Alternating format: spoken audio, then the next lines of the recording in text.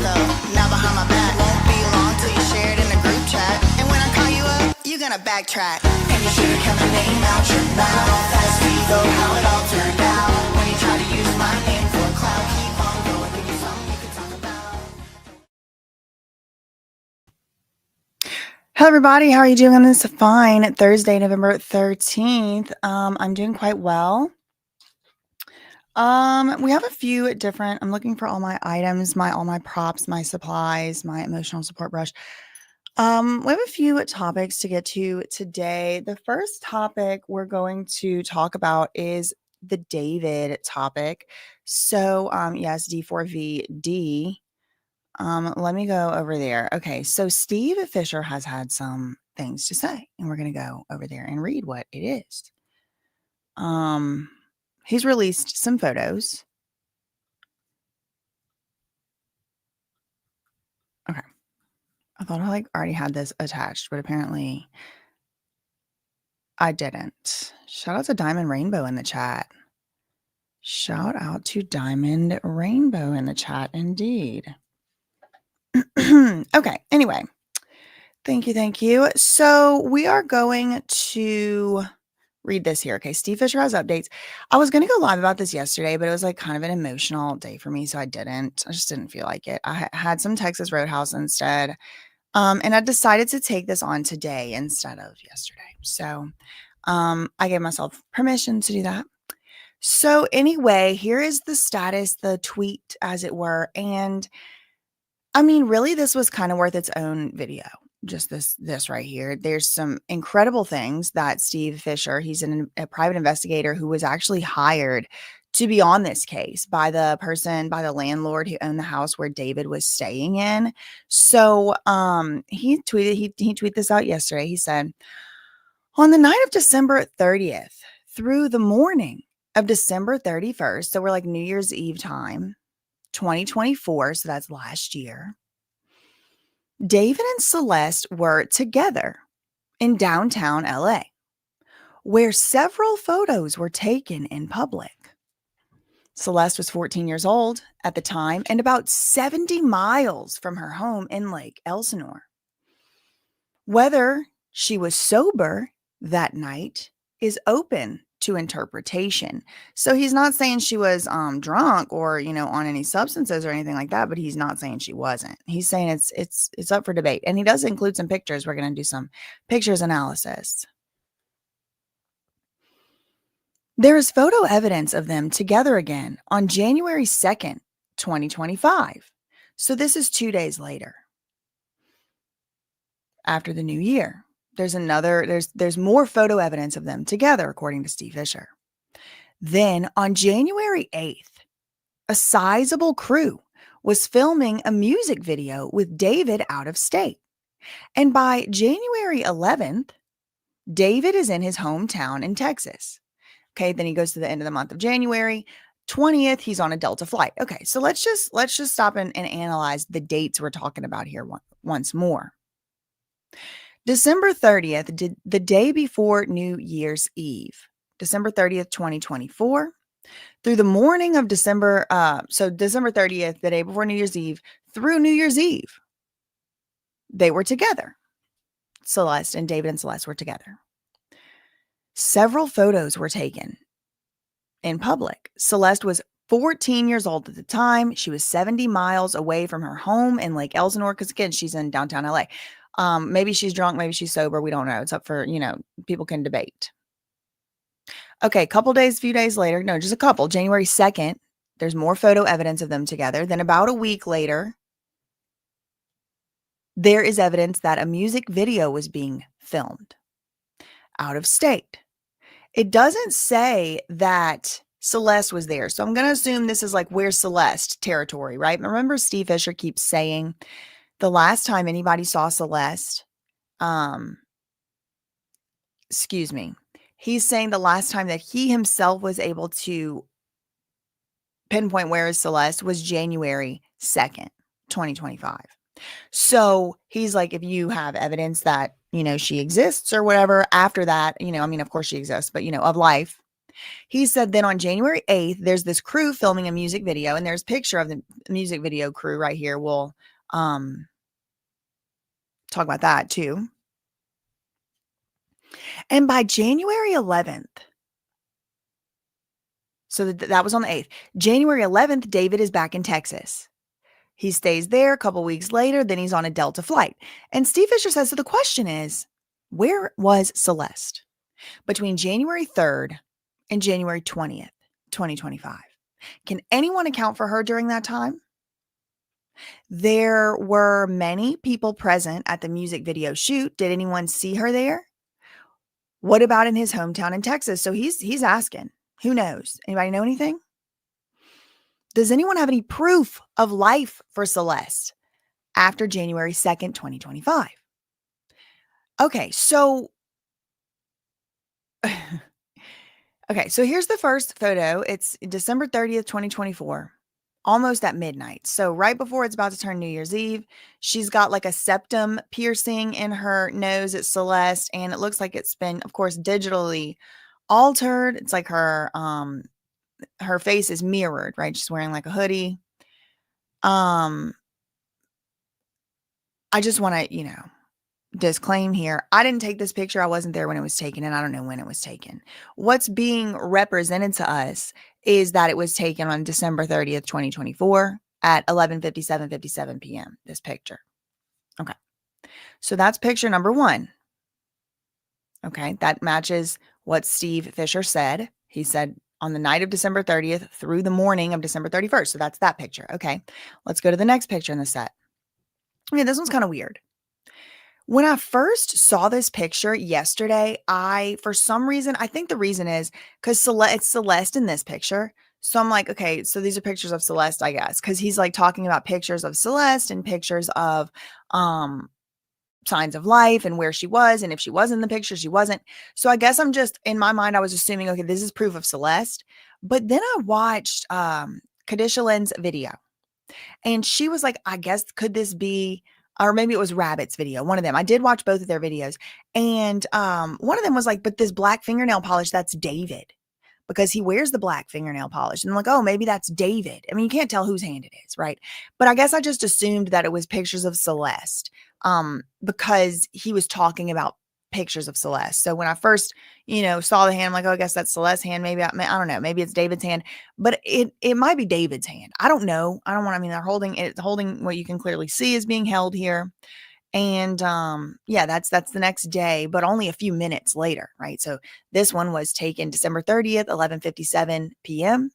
So that's like 4 minutes later, this picture was taken. Okay, that's ominous, right? I mean, that's kind of ominous. Whoever's hand it is, like, these might be the last few days of pictures that she was seen, with us on the earth or whatever. So yeah, anyway. Okay, next picture. I guess this is January 8th, 2025, 11:47 a.m. They're doing what I'm assuming it's very blurry. Or fairly blurry, I should say, but it's kind of difficult to exactly tell what they're doing. But according to Steve Fisher, this is a music video, a sizable crew shooting the music video. Okay, so here's the sizable crew shooting the music video, and it appears that it's in the woods, some type of forest type of thing. Okay, that's January 8th. Okay. And then a few days later, a shed. Oh, a shed with some debris around it, some like shelving. It's hard to tell what any of this is, to be honest, but it looks maybe like a ladder. I'm really not sure. It could be rolled up chicken wire too. But it's like it's not a farm. It's like a shed where you would keep like your lawnmower and your garden tools or fertilizer or whatever. And then it's kind of made to be, in the style of a small mini barn, but this could be in a subdivision. I don't know what this is. This is days after this sizable crew was making the music video, but it does look kind of just ominous. I don't know. The pictures taken as a whole together, like if you go picture 1, picture 2, picture 3, picture 4, it's kind of like Celeste Rivas Hernandez, 14 years old, 70 miles away from home during the holiday season. This is between Christmas and New Year, which kids have school off. Not that I don't think she was in school anyway at the time. But then, a few minutes later, here's a hand with a knife. Few days later, the sizable crew is making the music video. And then finally we get this. I don't know. You know what I mean? I don't know. Hold on one second. I need to send a text message.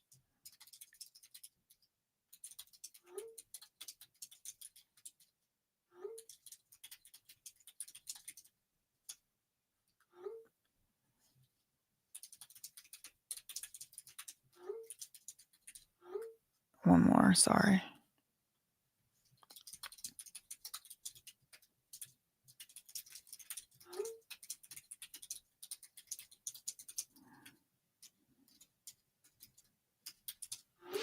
Okay.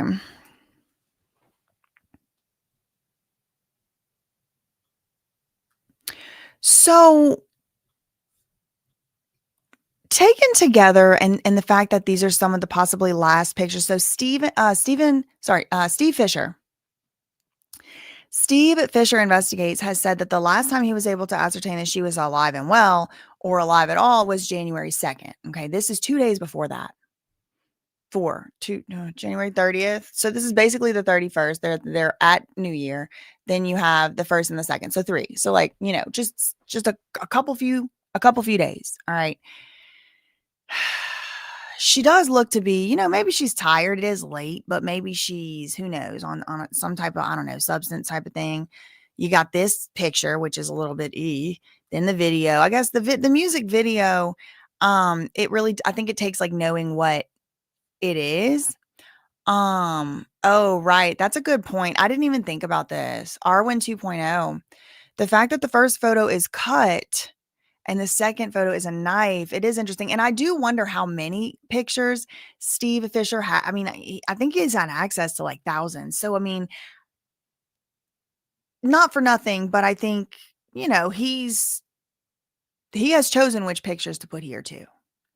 So it is just her head, right? And I mean, there was all those reports of it being, dismembered. Then maybe they're coming back on it. Was it dismembered? Was she just badly decomposed? We don't know. But it is just like a head. True. It is just like a floating head. Interesting.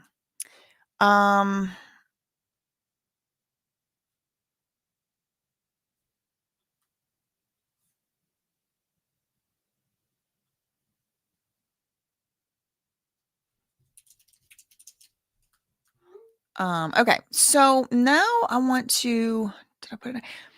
So that tweet gets some replies to it. And one of the replies was this. And it says, we've seen this before, this instrument. I'm not sure of the date of this stream, but he showed it off here. Okay, so someone said that.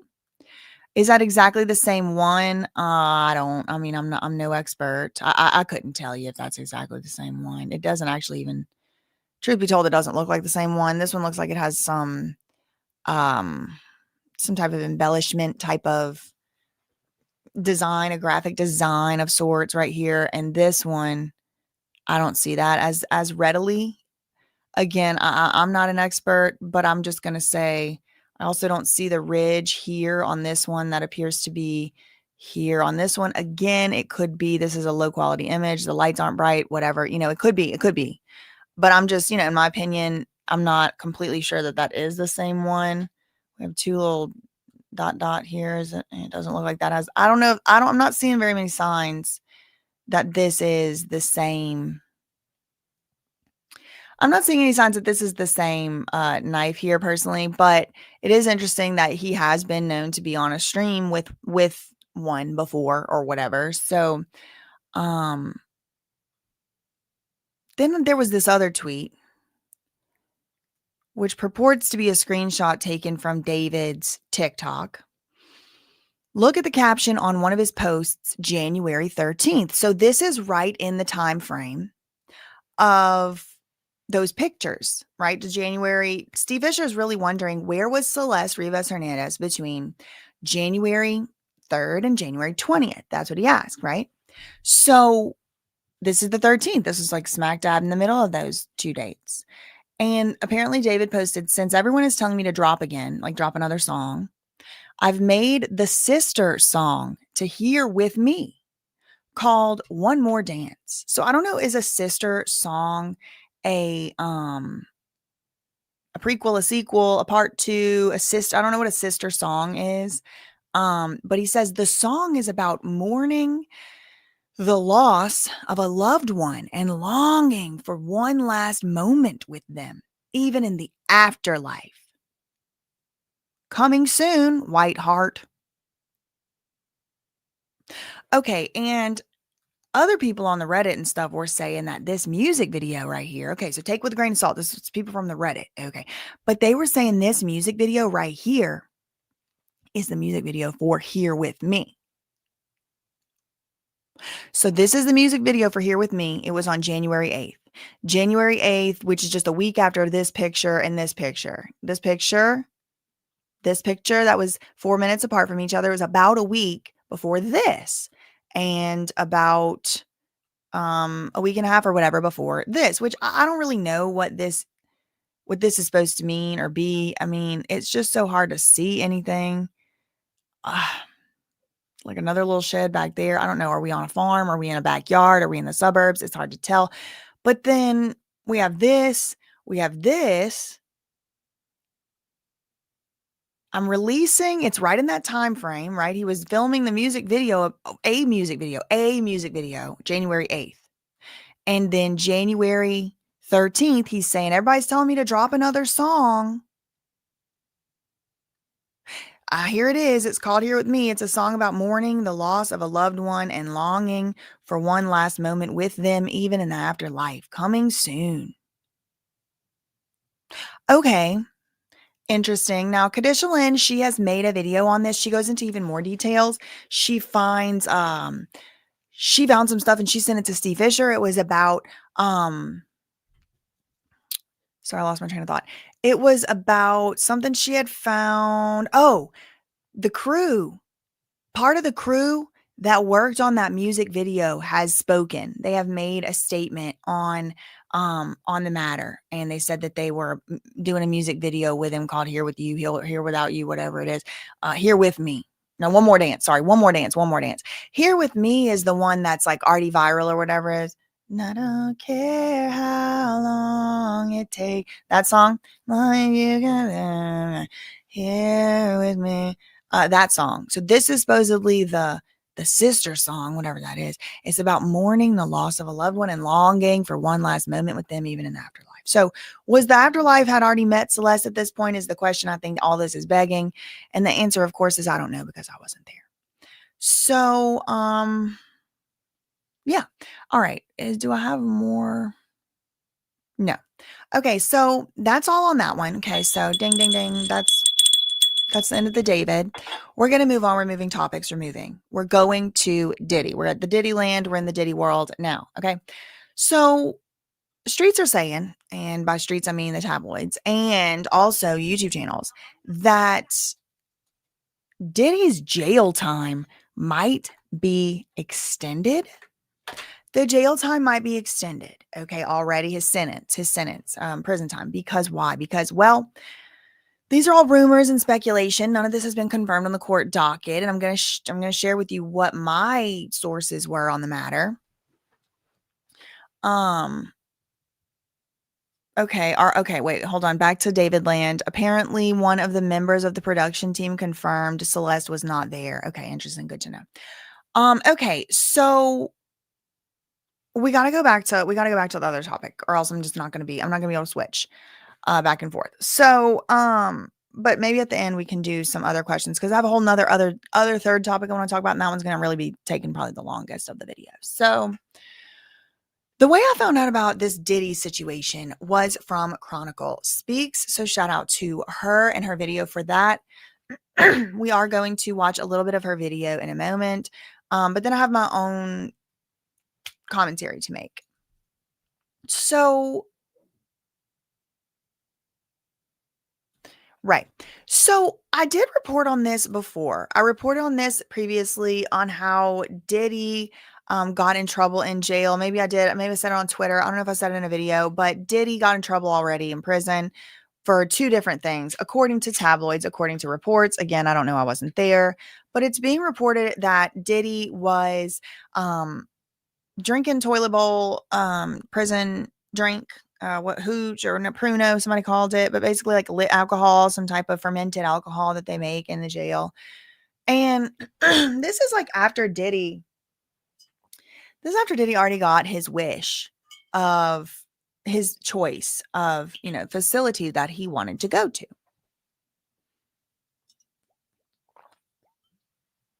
So like 2 hours ago, Chronicle Speaks posts this video. Oh, and the other thing that he got in trouble for, allegedly, according to news reports on the tabloids and stuff, is that there was an unauthorized 3-way call that was done between like somebody he was talking to on the phone, a female assistant or something. I'm wondering, is it Robin Greenhill? But he's on the phone with somebody who's like a woman, and then they like asked if to patch in somebody else through 3-way. I don't know, something about a 3-way call. This is being reported in the news and the tabloids and stuff that Diddy got in trouble because he was making some unauthorized kind of like 3-way call things. And this is not the first time that Diddy has been accused of such a thing. Diddy was accused of the same thing in his criminal trial. He was accused early on of unauthorizedly calling people through the jail or the BOP, the Bureau of Prisons phone. Like he would call his kid and then his kid would patch in somebody or whatever. Like, so this is supposedly unauthorized. He got in trouble for that in holding whenever he was awaiting trial. And now I guess he's getting in trouble for it again. And on top of this, like prison, like hooch, whatever, what Pruno, I think they calling it. But I'm gonna let y'all watch a little bit of the Chronicle Speaks video, and then what else do I have here? And then I have an article. Okay. Thank you so much for the good news. Okay, so here's the video. Shout out to Chronicle Speaks. I have linked her full video in the description box down below. So I do encourage y'all to go over there and not only watch this video, but also subscribe to her channel because she truly is on top of things. She is oftentimes the first and also oftentimes the only person on YouTube talking about certain topics. And it's big topics like Wendy Williams and Diddy, right? Like I saw it there first. I'm not saying she is the first, but like that's the first one. That's the first video that came on my timeline about it. And look, you can already see she just posted it a few hours ago and I'm already over here making a video about it. So, or like responding or reacting to it and telling you all about it. So, make sure you do go over there and subscribe, and support her and all that. Okay. So let me do the captions. All right. But I will serve you the tea. You know what time it is. Welcome to Chronicle Speak. I'll do 1.5. So when it comes to Mr. Sean P. Diddy Combs, the story continues to twist, turn, and take a new life, even behind bars. Recently, fans noticed something interesting. Diddy's federal release date has quietly been pushed back. Originally, the Bureau of Prisons listed his projected release date for May 8th, 2028, but now it has been pushed back nearly a month to June 4th, 2028. Okay. Diddy really? So you see what she's saying?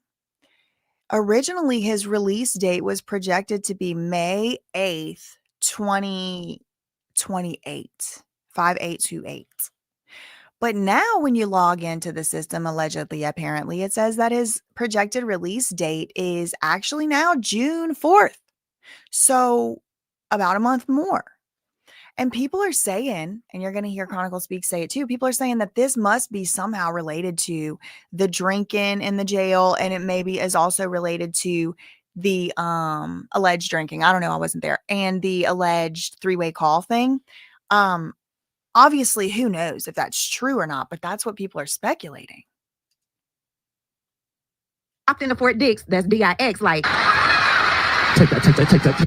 Take that. And the BOP is like, no, Ninja, you take that. Now, while the BOP hasn't publicly confirmed the exact reason for the change, several reports suggest the shift likely relates to the alleged rule violation inside of Fort Dix, which is the low security federal prison where Diddy is currently serving his 50-month sentence and the exact prison that Diddy wanted to go to. Now, different media outlets are claiming that Diddy may have consumed a homemade prison brew shortly after arriving and may have been involved in an unauthorized three-way phone call, both of which can cause a loss of good conduct time. Now, in the federal prison system, every inmate earns and... Wait, let me see what she's saying. Hold on. In the federal prison system, every inmate, because what I was about to say is like, okay, when you're about to add on like major prison time to somebody, or I guess that maybe that's not major. It's only another month. What's a month out of 4 years? But like, if you're about to add more time on, like, doesn't that require some due process? I don't know. I don't know the answer to this, by the way. But I could just imagine like, okay, well, he has already been sentenced to a certain thing. They could just willy-nilly add stuff on. Cause I also remember Keefe D. That's the guy who is currently awaiting trial for the unalive of Tupac. The Tupac unalive, murmur, unalive, all that has not gone to trial yet. They have somebody in custody. And that person, Keefe D, Dwayne Keith Davis, he has actually been added time on. Time has been added on to him since he was in holding. And it was because he had gotten into a physical altercation with another inmate. And he called it self-defense. And the other inmate was like, no, that's definitely not what it was. It went to a little trial and everything.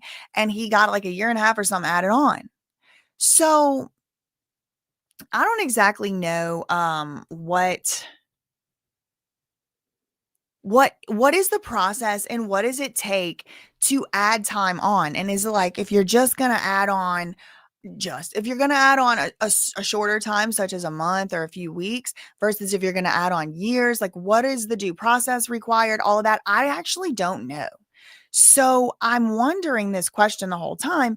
And I think Chronicle Speaks is she's definitely about to drop some type of knowledge. Let me not get ahead of myself. I mean, I did watch this video, but like I was doing other stuff too. So like, I don't know. I think I might have missed that what she's about to explain. Okay, let's see.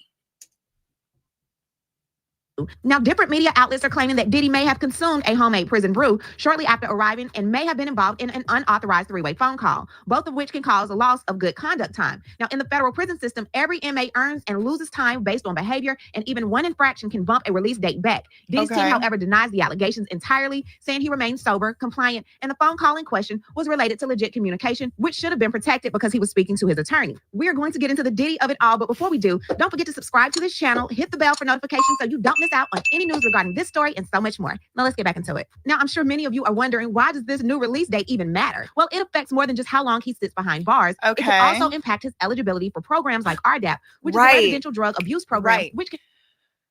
Remember one of the reasons he wanted to go to Fort Dix, because Fort Dix is in New Jersey. And he was convicted guilty for the crimes that he served in prison time for. He was convicted in the Southern District of New York. So he got, he presumably, I mean, I don't have a prison map, okay, but presumably he got a prison farther away than, the closest one to where he was or whatever. So that I found to be interesting. And he had said, one of the reasons he had said that he wanted to go there was because he wanted to participate in this program, this RDAP program. Now, I don't know if that's the only prison out here that does that. They might have other ones, but this Fort Dix Center, this Fort Dix prison facility in New Jersey, Fort Dix, is got this RDAP program. But the RDAP program, it already was like a little bit questionable whether Diddy actually could even apply for that program anyway. And then on top of that, now that he's in here, if he's already breaking the sobriety rules and stuff, like, is he going to continue to qualify for that program? I mean, this is a question outstanding. I obviously don't know. I have no idea how these programs work, so I have no idea. But it's a question outstanding. shave up to a year off a federal prison sentence for qualified inmates. Now, any disciplinary issues can push a person down the waiting list or delay their participation. Now, the judge in Diddy's case even recommended the RDAP program, but participation is controlled by the Bureau of Prisons, not just the court. So while this date change may seem minor, it signals how every move inside the facility counts and how quickly things can shift for an inmate if the BOP adjusts their behavior record. Beyond the programs, this delay also affects any timeline. Okay, so shout out to Chronicle Speaks. And again, I do encourage y'all to go over there and watch her video and subscribe to her channel. But I want to now pull up the U.S. Sun article, which is reporting that on the same topic, the Diddy topic. And that article is here. Can't stop partying. Disgraced Diddy's time in prison is extended after breaking rules and boozing on homemade hooch made from Fanta and apples. A spokesperson responded to allegations Diddy had been drinking in jail. So we'll also see what the spokesperson said. This article came out today, this morning. November 13th. Disgraced music mogul Sean Diddy Combs has reportedly had his prison time extended after allegedly being caught boozing on homemade alcohol. The embattled rapper's release from jail has now been pushed back by 1 month to June 2028, Page 6 reported. So let's go to Page 6 if that's who's being cited. Yeah, they have the exclusive. So let's go here. Getting it from the horse's mouth, okay? Sean Diddy Combs' prison release date pushed back after rapper allegedly violates multiple rules. This came out yesterday, 5:16 p.m. Oh, the official mugshot has been released. The embattled music mogul was initially... Oh, wait, hold on. Sean Diddy Combs' prison release date has been bumped back an extra month. The embattled music mogul was initially expected to finish serving time at Fort Dix Federal Correctional Institute in New Jersey on May 8th, 2028. However, Page 6 confirmed yesterday, that was on Wednesday, that Diddy's release has been pushed to June 4th, 2028. So this apparently is mugshots, CBS exclusive. There's that picture that we saw earlier of him, I guess in the yard, on the yard, hanging out with, I don't know who these guys are. I guess they're just inmates at the jail. But remember, like, he's a celebrity and he's in these places. The last place that he was in was the Southern District of New York, Bureau of Prison. What was it? The Manhattan, the MDC, the Metropolitan Detention Center. And that was like all kinds of famous people. Like that's where they had held Epstein. That's like a lot of people were there. Even in his unit or on his floor or whatever, there was like Sam Bankman-Fried and like someone else in there. It's I don't know. This could be famous, but I don't know who these people are. I don't know, but I definitely remember seeing it's like Diddy's out on the yard smiling. While the reason behind the adjusted date remains unclear, it comes on the heels of Diddy making headlines for allegedly violating multiple prison rules. Diddy's rep and the Bureau of Federal Prisons have yet to respond to Page 6's request for comment. Last week, TMZ reported that Diddy was in trouble with prison officials for consuming homemade alcohol made of fermented sugar, Fanta, and apples. Okay, there's a picture of him. Diddy's spokesperson. So Diddy's spokesperson has now shot back. They told Page 6 last week that Diddy, in his first week at the center, he's just focusing on adjusting, working on himself, and doing better each day. The rep continued, as with any high-profile individual, in a new environment, there will be many rumors and exaggerated stories throughout his time there. Most of them will be untrue. We ask that people give him the benefit of the doubt, the privacy to focus on his personal growth. Well, I mean, that's all fine and good. We trying to do that, but then y'all are putting these articles out. So what do you mean you want him to be given privacy? Why don't you tell TMZ and all them to give him some privacy? Then stop putting videos out about him. I mean, not videos, articles. So everybody else has to make videos about it. Because like, who exactly she's talking to? Obviously, she's like, oh, nobody worry about it. Nobody look over here until they want to put a statement out. And then it's like, oh, look over here, look over here. Please be quiet. On Friday, so last week, CBS News reported that Diddy had been busted again for allegedly participating in a prohibited three-way phone call.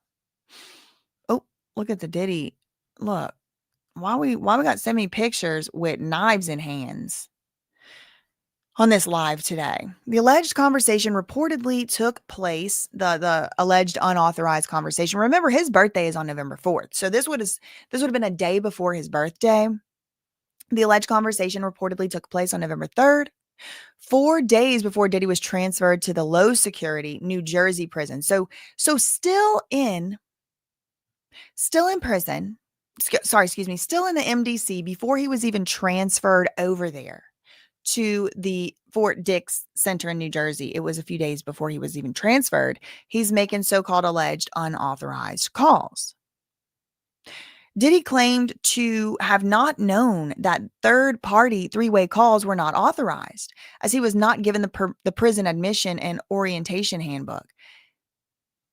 This is like just patently can't be true unless he has brain damage, but he's already gotten in trouble for this before. What do you mean you didn't know? There was like probably hundreds of thousands of dollars went into litigating on it, at least tens went into litigating on it in the criminal case. But Diddy's rep denied that the procedural call was improper because it was protected under attorney-client privilege. I don't think that's going to carry the water here. Diddy has been behind bars since September last year, 2024, when he was arrested, being charged with racketeering, conspiracy, ST by force, fraud, or coercion, and transportation to engage in prostitution. That's the Mann Act violations. And those are the two that he did get found guilty on. Diddy's trial kicked off in May with him being found guilty 2 months later on 2 counts of transportation to engage in prostitution, but was acquitted on the more serious charges. Yes, he was. He was acquitted on the RICO, and he was acquitted on, there was, I think, 1 count of RICO and 2 counts of force, fraud, coercion, ST for King. He got found not guilty on those charges. And then the ones he got found guilty on again were the Mann Act charges. Additionally, Diddy was ordered to pay $500,000 court fine and to participate in mental health and substance abuse programs. So that was part of his sentence. Okay, so that is that article. Again, just to reiterate, I do not know which of these things is true, did happen, didn't happen. Y'all can believe Diddy's side. I just read the rep statements. Y'all can believe the tabloid side. I could see reasons to believe and not believe both. So you can make your mind up. As for me, I don't know. I wasn't there, but I just wanted to bring that to y'all's attention, what's being reported on. Okay, so now I want to move to the next topic. I'm going to get the rebuking bell out for this one because it has to do with Adam 2216, Graham Mason, and demonic no jumper. But there's things we have to talk about. Okay. First and foremost, I guess not foremost, but first, let me pull up my Twitter then. Thought I had my little notes all in order. I guess I did not have, I forgot this too. I'm only half ready today. Okay. So I tweeted about this. But first of all, Adam 1622 Grand Mason of No Jumper podcast has another set update that I need to report. Okay, I did tweet about it. I don't know if y'all saw it or not, but this is the tweet. It was yesterday, and so we're going to get into why I tweeted this. Okay, if you don't know, just stick around and you'll find out. I said, shout out to the No Jumper podcast for always taking my decor suggestions into consideration. This desk, they got a new desk, spoiler alert. This desk still sucks, and it still feels like I'm in detention, but it's better than the previous Wayfair desk, so that's an improvement. Okay, so what's going on over there on the No Jumper set? What's going on? You may be wondering. Well, if you didn't remember where this came from, they had this horrendous Wayfair looking desk. Okay, maybe they got it from not Wayfair. I just call it the Wayfair desk, and it was crusty. It was dusty. It was definitely busted. And I guess now They wanted to have a way to have more people on the podcast all at once, but still be sitting at a table. Who knows how much brain power went into this? Poor things, bless their hearts. But I think also just like they know that my decor suggestions are good. They know that I have solid advice, and then when they make the changes that I suggest, it's better. So it is better. It is better than it once was, but it's still pretty bad. And who originally brought this to my attention was none other than my cousin, Neem. Now, I don't know if he brought this to my attention on purpose. He actually brought, another incident to my attention, which this is going to be the main subject of today's video. This is like,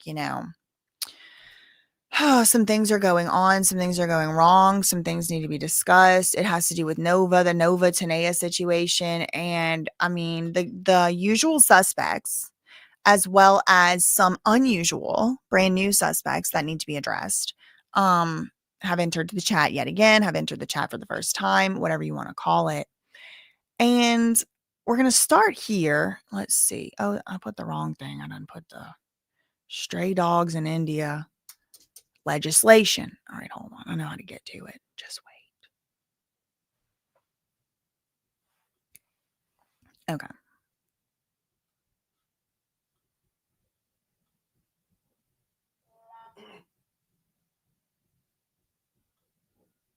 Okay.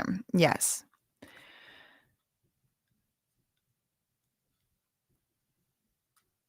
I got it right here. It's up.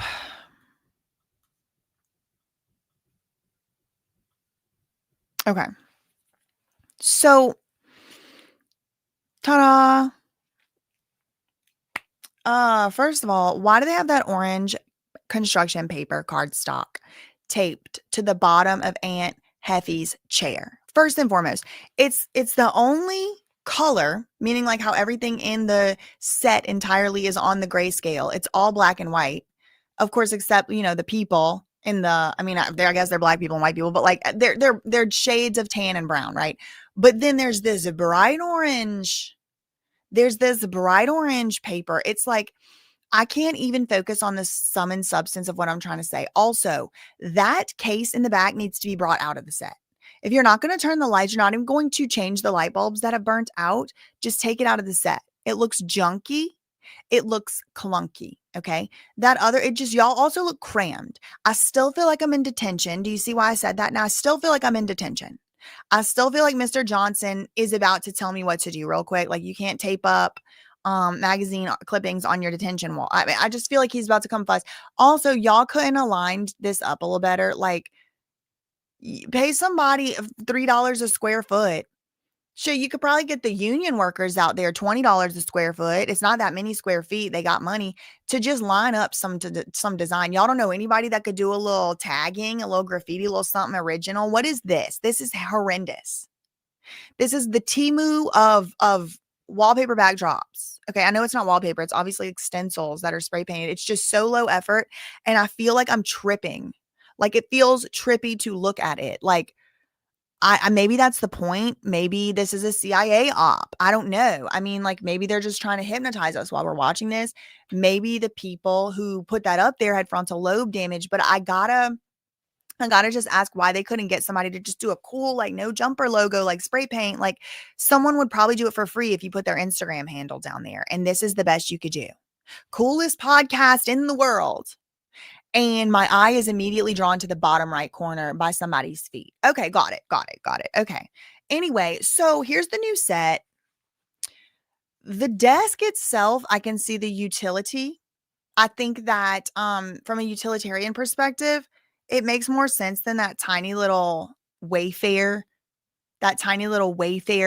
table that y'all did have. Also, I believe this is a podcasting table. Look how the mics come up out of the desks. This is great. If you got a 5-person podcast, this is great. It's much better to be able to look at each other and you're not all up in each other's personal space. Remember that other table? They were sitting at that tiny Temu table and it was probably for podcasting too. It had little microphone holes and stuff, but it was just like they were so close to each other. It was like huge grown men that were all on top of each other in this tiny little I hesitate to call it a set, but whatever. Anyway, so I just like, first and foremost, before I could even see what they were talking about in this video, I was immediately taken aback at just the set. Now, Adam's 1622 gram Mason notably has taken off he's removed his shoes, which I think is actually good home training because it's inside. You take your shoes off inside. Usually you wouldn't take your shoes off in your workplace. This is an office, but I don't really mind somebody taking their shoes off to be on a podcast, truly. Also, I really appreciate that I can't see his toes. Steve-O, the failed clown, he puts his toes out. I don't want to see that. Grown men shouldn't put their toes out, and arguably maybe women too.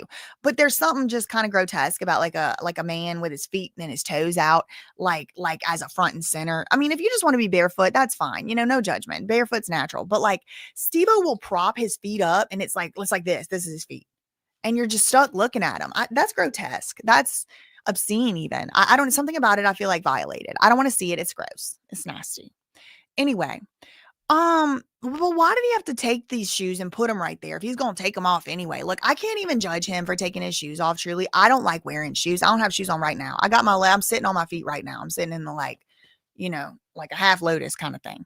And so anyway, but I'm just distracted by down there. They need to put up, what would be nice? They could put up like a barrier, a curtain.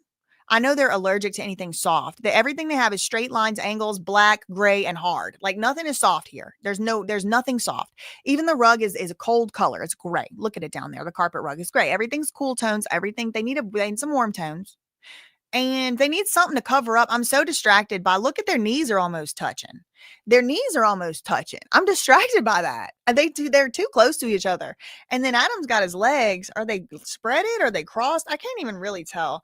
And what's this down here by this one's feet? I don't know what his name is. Excuse me. No disrespect intended. But what is this? They forgot to take out the trash bag, so somebody had to put their feet on it? Or is it a jacket? Man, get him a hook. That'd be cool if you put some hooks up. Put some coat hooks up. And then people can hang their coats when they get there. And it adds something soft. It adds some colors.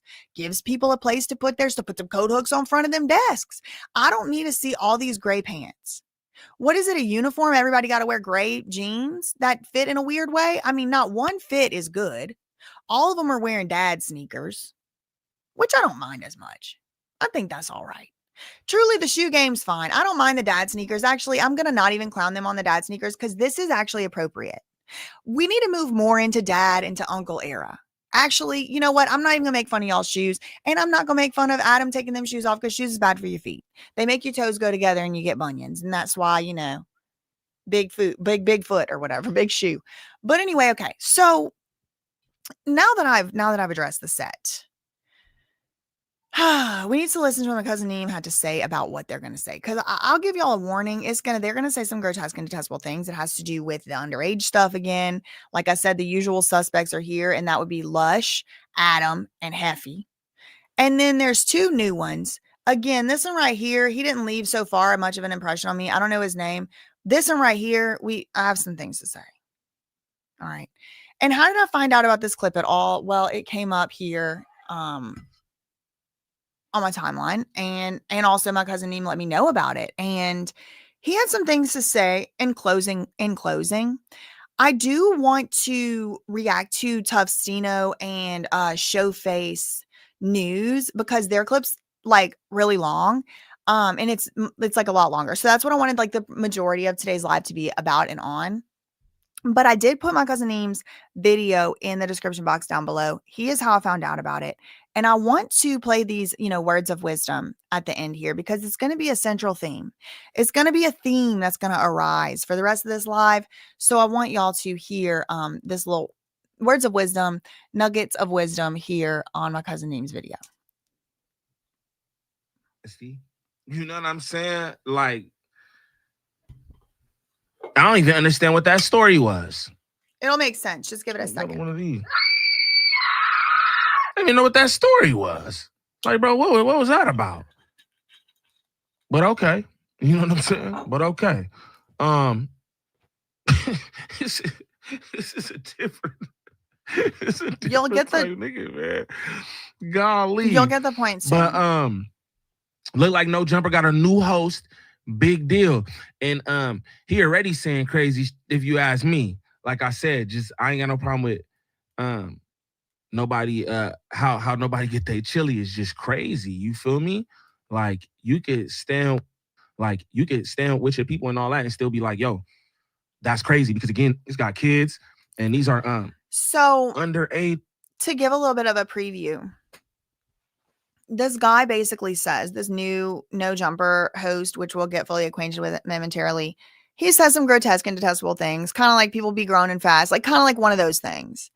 And a whole nother round of the No Jumper, men to react to and like start talking about like basically Nova. And there was this New York Times article that came out about like, can anyone save the lost girls of Figueroa or whatever? And they talked about that in the clip. And so this guy, this new No Jumper host, said basically like, I'm not even gonna judge, like I'm not gonna I'm not snitching, I'm not telling, I'm not judging. Basically he's just like, I'm not even gonna comment on how somebody else wants to get their money or whatever. And that's what Neem is reacting to right now. He's like, that's crazy to say that. Like there's certain things you actually need to comment on, type of thing. For kids, these are underage girls, bro. Who's doing this? This is kind of wild to me that this just like, and niggas making jokes. You're like, niggas making jokes. You know what I'm saying? Would that be funny? No. If your daughter came up missing? No. Somebody told you they seen her on a blade? No. Would that be funny? No. You know what I'm saying? It wouldn't. Sometimes when shit strike home, like your underage cousin or something like that, sometimes shit gotta hit you at home for you to feel it or something. Niggas really gassing like, and I'm a nigga who like to laugh. Should be funny. Sometimes, sometimes yeah, but sometimes no. Like it, like actually there's, in my opinion, should be like universal things that you don't do. And universal things that it's like, no, that's wrong. And like, it shouldn't even have to happen to you. But yeah, I guess like some people stuff has to happen to them before they will understand it. Certainly like that has happened to me before where there's like something at all where I never thought about it until it happened to me, like I guess like false allegations until like a clan of lunatics, a cohort of buffoons conspired, in my opinion, to lie about me in court documents under penalty of perjury. It would have actually like never crossed my mind that really like happens. That was one of those things that I was just like, if all these people are saying it, it's got to be true. Now I'm like, I need to see myself. I don't know. I wasn't there because these people just lied. They just straight up lied. So it's like, well, if that could happen to me, that could happen to anybody. And so, yeah, that had to happen to me. But then certain things, it's like, nobody I know had to be put on the blade against their will as a child for me to know that that's not something you're supposed to do. That's not cool. That's wrong. That's wrong. That didn't have to happen to me for me to know that's wrong, or anyone I know. I just know it's wrong. That's wrong. You shouldn't do that to children. That's wrong. So, period. It's not really in any way up for debate. Like if you don't think it's wrong, you're wrong. Argue with your mom, don't argue with me. Okay, so let me let y'all finish hearing my cousin. Then we're gonna switch to Tough Stino.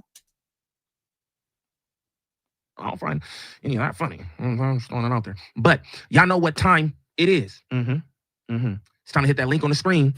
Tap in with @JustNeem. Need y'all to do that expeditiously. Shout out everybody who been over there running it up, commenting. Make sure you do subscribe to my cousin Neem's channel. And I did link his video down below if y'all want to go and watch his full reaction. Who said something? The way they keep doubling down with this behavior is alarming. It is alarming, to say the least. Okay, I didn't do that either.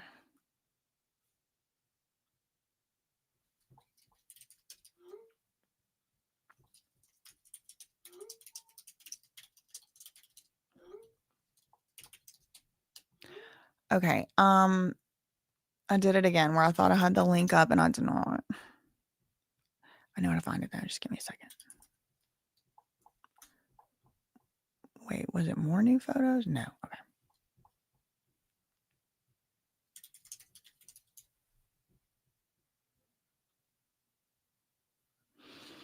Okay, so he always starts his live streams, like, after I, go to sleep. So I, like, have been missing them, and one of the reasons I go to sleep so early is because I wake up so early and I got stuff to do before. Look, y'all are gonna be so proud. Look at the words I can write now in Sanskrit. You know what that says? Cause I do. Haha. You know what that says? Cause I do. Haha. I wrote that. What about that? Cause I do. Haha. Now, do I know what it means? No. No. But I can read it very slowly. It's like literally learning how to read again. And a lot of people were saying like, "Oh my God, you're so sweet, like for learning how to read like that or whatever, learning that language for like your fiance." And I'm sure he appreciates it. He does not know that is Sanskrit. That is not the Sanskrit is old. Nobody really speaks Sanskrit anymore. It's kind of like, one of those languages that's like all these old ancient things are written in it. And sure, like people do speak it, but it's not like the language of anywhere. And my fiance also doesn't write that. So we're both learning it. We're both learning it. But anyway, that's one of the things. I gotta wake up so early before my work day starts and like study my little Sanskrit, do emails. Sometimes I eat occasionally. And then, by the time it rolls around to the nighttime, I am tired. I am exhausted. I think I went to sleep before 9 o'clock last night. I fell asleep on the couch like 7 something and then went to sleep, definitely before 10. So I also do too. Vonicles, look. I have had this feeling as well, and I have not wanted to say it. So just backing up into the David case one more time, real quick.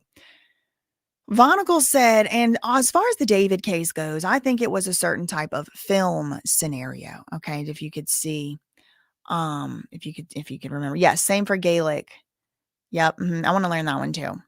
So I also do. I don't know why. I have no evidence of it, but like part of me just kind of does feel like I get the flash, the flash in my mind where there's like someone with a camera, but it's like an old camera. It's not a phone. It's like a camera like this.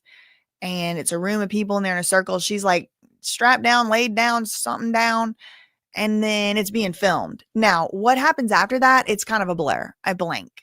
But something happened after that, and the whole thing was filmed, I think. That's just a feeling I get. It's a feeling. But I don't get like, when I get my little vision flashes, my little delusions, whatever they are, and they're not facts by any means. I certainly wasn't there. But like it's kind of like just like a flash of an image and then it's like blur and then it's black and then it's nothing. So it's like the flash of the images that I saw, the image that I saw is like she's kind of in the middle and it's kind of like it's a music video, it's a art film, whatever, and she's kind of like, yeah, like whatever. And then like little by little, she's like, no, I don't know if she expressed it or not. It's just a visual. And it's like someone has a camera like this and there's a group of people. That's kind of like, and it's being filmed. And then something happens. I don't know if it's intentional or not, whatever. I don't know if any of this is real, right? It's just, I don't know. It's weird and it's a hunch. People are saying sacrifice. I don't know. Could be. Who knows? Maybe not. Again, I don't know what that means. I don't know. It could be like, I don't know. I wasn't there by any means. Thankfully. And it could have been in any way. The official report has not come out yet. So all we can do is speculate. Okay. So this is a video that was going live. That was live last night while I was snoring, probably.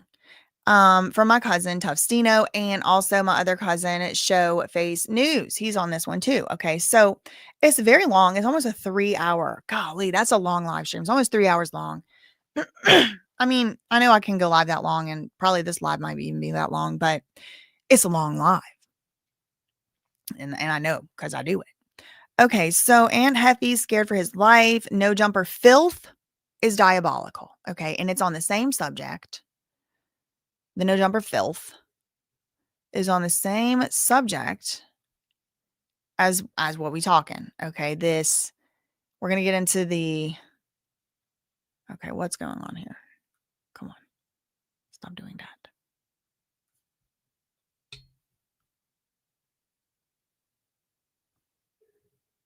Hold on, I'm trying to find the right spot. Like, this is big deal. right here. I think Big Deal is one of the new hosts to No Jumper. They got Hold on.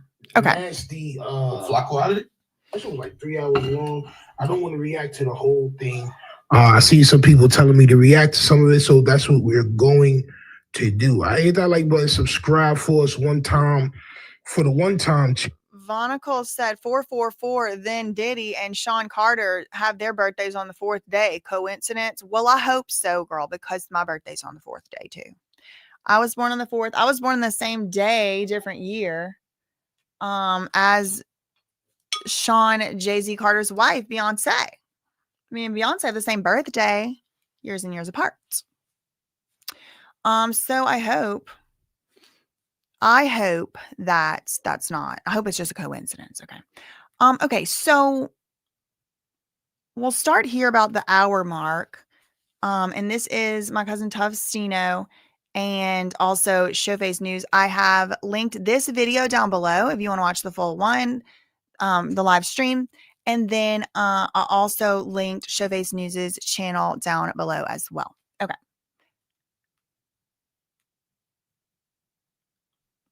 Oh my gosh. Also, look, 11,000. He made it past 11 and he's got 11.1. I love when numbers repeat like that, like 1.1 and like 7. I love that. And there's another 7. I like to I don't know. I think it's pattern. I think they call it autism or something, but I think it's just patterns. Truly, it just makes me like, oh yeah, 333, 222. My son Hefe busts out laughing like this is the funniest shit he's ever heard. Oh my god, it keeps starting there. Ever in his life. I want it to start here. So you won't see some people telling me to react to some of it, so that's what we're going to do. I hit that like button, subscribe for us one time for the one time champ, all right? Because we got more. I don't know, but we're gonna be on more. I don't know, but we're gonna be on here for a little minute. I may have to roll up again. It was so funny because I was in Neem's premiere for this yesterday, and there were people in there saying like, wait till BJ Investigates gets a hold of this clip. Like, people already knew it was going to make me mad. And like, part of me is kind of like, is this guy doing this to bait me? Like, I know they're all obsessed with me. They take my decor suggestions into account almost instantaneously. And so does he just want my attention? Like, y'all can get my attention in much easier and much more positive ways. Like, I'll be happy to throw you a little compliment if you say something nice. But when you're doing like degeneracy, I just can't. I can't get on board with it in any way. Okay.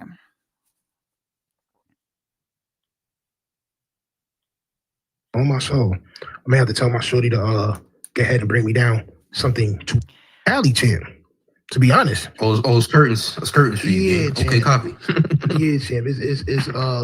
It's curtains for that. So we're gonna go through a couple of these clips. If I miss something, y'all definitely let me know. Send me some goddamn timestamps because that damn live is like 3 hours long. I don't want to react to the whole shit on my soul. All right, but this one is nasty just because of how it was titled, right? So it says, Big Deal says Hoover's in the trafficking RICO aren't wrong. Okay. Okay. And we don't know what's going on with that Hoover RICO. Maybe you don't. If you don't know what's going on with the Hoover RICO, it is it's a federal indictment. Now, there's 2 separate RICOs that have mentioned No Jumper podcast hosts and or guests. 2 separate RICOs. And they both deal with, you know what, related activity. Starts with a G and ends with an ang. Okay. Now, one of them, the first one, was the Big U neighborhood Crips Big U neighborhood Crips RICO indictment. Then there was another one that was actually, the arrests were made for this year as well. That was the Hoover's Street Gang indictment. Now, everybody's innocent until proven guilty. Like I just said earlier, people do get falsely accused of stuff all the time. Anybody can lie in a lawsuit. We're just going to have to see the evidence. But the Hoovers one was supposedly led by a woman by the name of Amaya Armstead, aka Lady Duck. Lady Duck is alleged to have ST'd little girls, aka namely under the age of 18, and had them in hotels bringing them to the store to, the specialty store to buy outfits of sorts. Okay. Things like this. And these are allegations. I don't know. I wasn't there. Getting, branding people, including minor girls. Now, I do believe some of the victims were not minors, but there were definitely minor victims. Now, there's a bunch of, because it's a RICO, the feds are alleging that there was a conspiracy, a coordinated effort by many people to run a ring, a child ST ring. Okay, so these are allegations. I don't know if they're true, but after this starts coming out, these degenerated buffoons start going on the internet and saying names associated with the Hoover indictment, the second one, the Lady Duck one in particular. People start coming out and saying, "Oh, I know one of the minors on the paperwork. It's Nova from the Soft White Underbelly videos, and then the No Jumper, like Tania's daughter, Nova. She did a Soft White Underbelly interview at 13. Now she's about 15. She's going to be 16 next month." People start saying, namely WAC 100, that Nova's name is in the Hoover indictment paperwork, which I've looked high and low, near and far, and I have not been able to find Nova or anybody's name of a victim in that Hoover indictment. It just says victim number 1, victim number 2, victim number 3, victim number 14, whatever. So not only did WAC 100 and maybe other people come out, but that's where I heard it first. I don't know who else was saying it before WAC 100, but WAC 100 is definitely the first place that I heard anybody naming Nova or Tania's daughter or anything like that in relation to this Hoover indictment. He said that her name was in the paperwork, and he said something about there was something in there about braces. I have looked high and low that I have not been able to substantiate those claims. Now, maybe the paperwork behind the scenes paperwork, which, I mean, he's not really escaping the feds allegations if he's seeing behind the scenes paperwork that the public doesn't have access to. But I don't know. I mean, that's neither here nor there. Then there was another man by the name of ATM Richie, aka Jovan Williams, who also named Nova in connection with the Hoover trafficking indictment. And this ATM Richie had said across many interviews, he did an interview with Damn Homie, he did an interview with Adam, I think he did other interviews with other YouTubers, content creators, whatever you want to call it. And he had said, ATM Richie, he had said that Nova was snitching on somebody in the Hoover indictment, and it was on this named defendant named Darrell Robinson, or Darrell. It's spelled Darrell, R-A-I-L, R-R-A-I-L. But it might be Darrell Robinson. And his nickname is P4K, PK4, something PP, something K, something 4. And ATM Richie comes out. He's like, Nova was going to snitch on PK4, but she's not working with the feds no more. And if she is, she better stop. She better stay out the way for better days, better plays, better ways, better whatever. Remember him? He was the one who was saying in a previous interview 5 years ago that he had put women in cages, kennels, fed them cat food. I mean, all kinds of just really crazy and detestable things. He brought Nova's name into it as well. And then once they did it, everybody started talking about it. Adam Grand Mason brings up Tania's kid. And I made a video about it on my other channel. 2, 3 now. I may have had to make 3 videos about it. So this guy right here, this new kid on the block, not in the good way, he's saying that he don't care about that stuff. Let me see what the line is again. I just went back 10 seconds. It's because of how it was titled, right? So it says, Big Deal says Hoover's in the trafficking RICO aren't wrong. So a clickbait and we all title, know what's going on. I guess I shouldn't say clickbait, because like clickbait usually means like it's an incorrect, like it doesn't accurately describe the video. Like I do think Big Deal actually does say that, but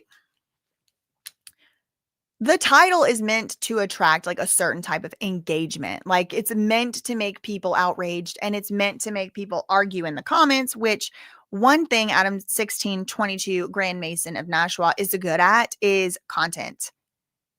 Engagement baiting, I'll say. Engagement baiting. Like he did this, you saw he did this with his wife and Jason Love. And, you know, I mean, he can get the clicks. I got to give it to, he can get clicks. And he will do nearly anything, it seems, to get them.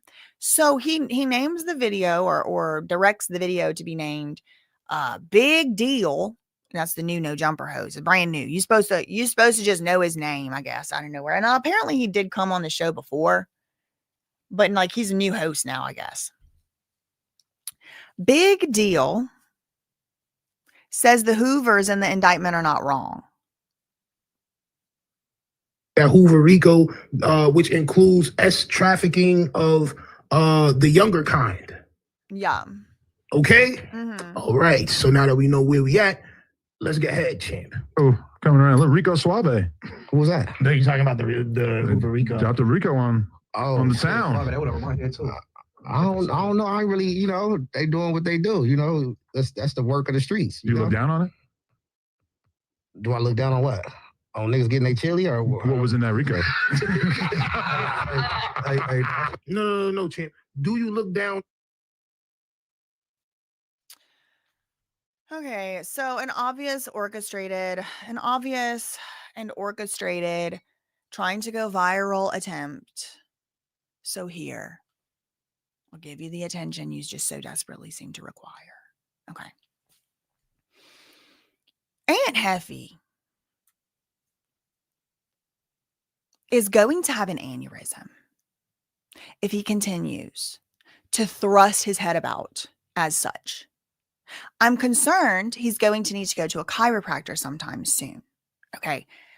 You'll see. And my cousin Tufstino points it out as well. But can we just take it in?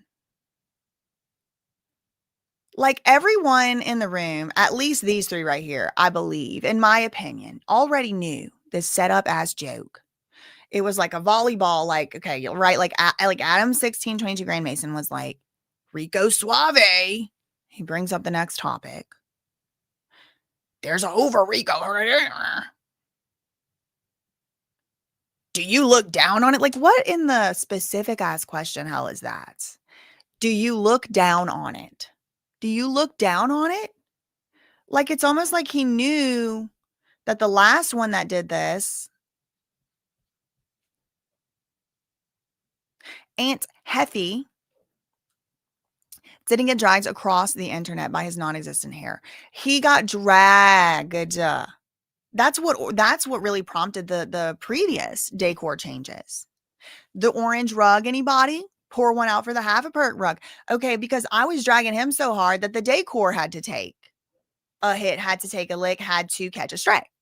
So, I don't know. This guy, I mean, he's just, for whatever reason, he just flies beneath my radar. I can't even seem to remember his name. Is this one Munchie? He hasn't pissed me the hell off yet, I guess, enough.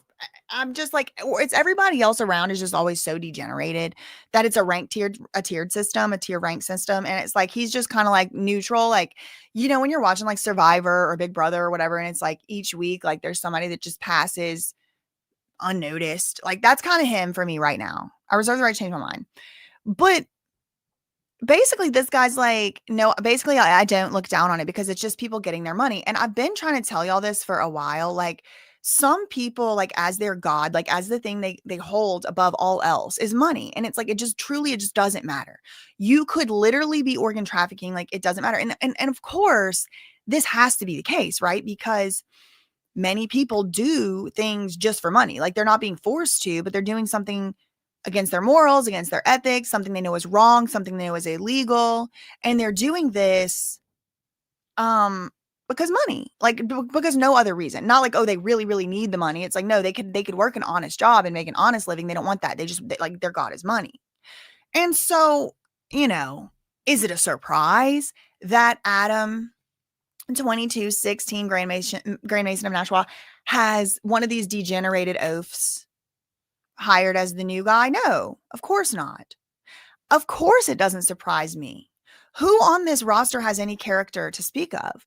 I mean, like, you know, you can fly above the rest on the tiered rank list, but like a real man would never sit on this podcast for any length of time. I mean, at this point, I doubt one would even go to sit on the podcast. So is it a shock to me that this guy's got his money? No, not at all.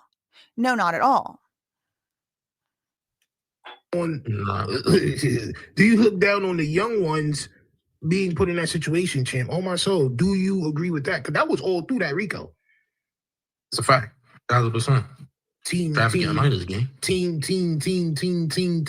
Word. Mad teens. Facts. No, so they was just getting their chilies, huh? Word. Oh man. That's what it is, huh, champ? Look, you know, I stay in my lane, man. I ain't gonna lie to you. He said, let my people go. What is so funny? Like, I don't like the joke, whatever it is, went 30,000 over my head because what is so funny? This is heads being thrown back laughter. Ah, like it's like, it looks like a painful posture.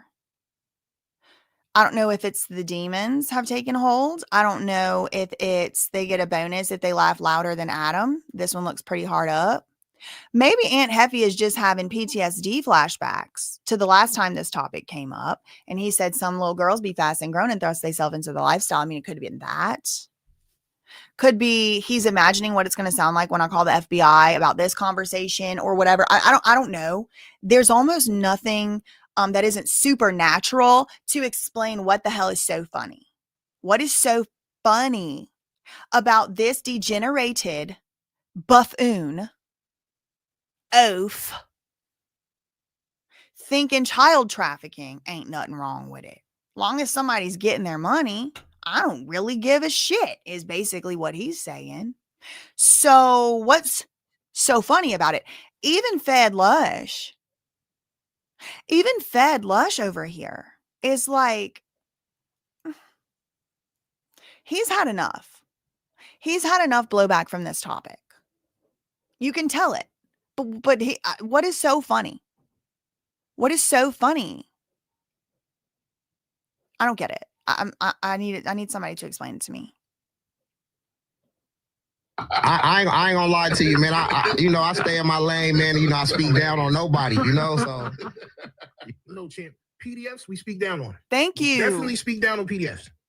Nah, that's nasty word. Adam laughing and giggling. Nigga said that's hilarious. Okay. We gotta speak down on PDFs. Look at Hefe with the throated laugh. This nigga, he gotta show his neck every time. Oh, Chin. Chin. Meanwhile, the nigga Adam dressed up as a pizza slice. Yeah. Word, facts. He did do that. Why? He did do that. Okay, so anybody that pops up on this show, man, 9 times out of 10, they're down with what Adam got going on. But that's why Adam is grilling him like this to see if he's willing to sell his soul. But it looks like Big Deal has no soul to sell, champ. Hit that like button, subscribe. Big Deal, you may be the next one I pay attention to, champ. Oh my soul. You heard that? You know, motherfuckers doing what they doing, getting they chili now. If they put they self out. Deal. And like, okay, can we state the obvious, the elephant in the room? Can we just get it out of the way? Big deal to who? Big deal to what? Because I've never heard of this man in my life. I looked up his Instagram account. I actually felt sorry for him. I felt sorry for him and I felt bad for him. He's driving limousines or something. He calls himself a manager. Contact Big Deal Management, Big Deal Entertainment Management, or whatever. It's like, big deal to who? I doubt he's even a big deal at his own family reunion. I mean, please, big deal to what? I can't bring myself to call him Big Deal. It feels like a lie. It feels misleading.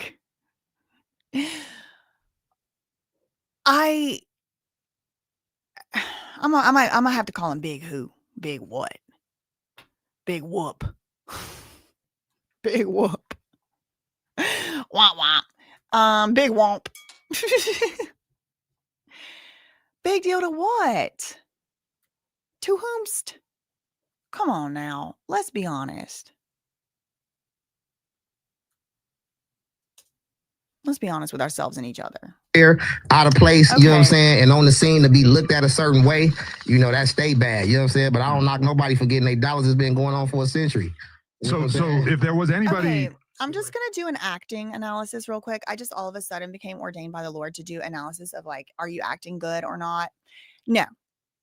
It looks scripted. It looks like he practiced it in either the mirror or the window of his transportation. Like he was like in his baby mama window or his own window of his car. And he's like, been going on 100 years, been going on. Like he practiced this line. I believe he practiced this line. Now there is some potential illicit activities going on to the left of the screen at the moment. So I have zoomed in and scrolled over as to cover that up. But I have also gone back 10 seconds. So just one more time, I need y'all to just observe the body language, just observe the movement, the delivery, the cadence, observe the tenor of the voice, observe how the voice rises and falls and at which spots in the sentence, and just run the gut check, okay?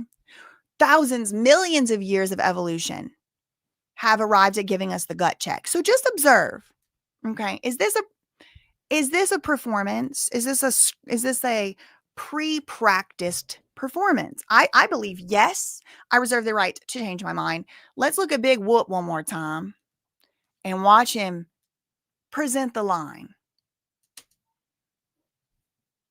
They put themselves out there out of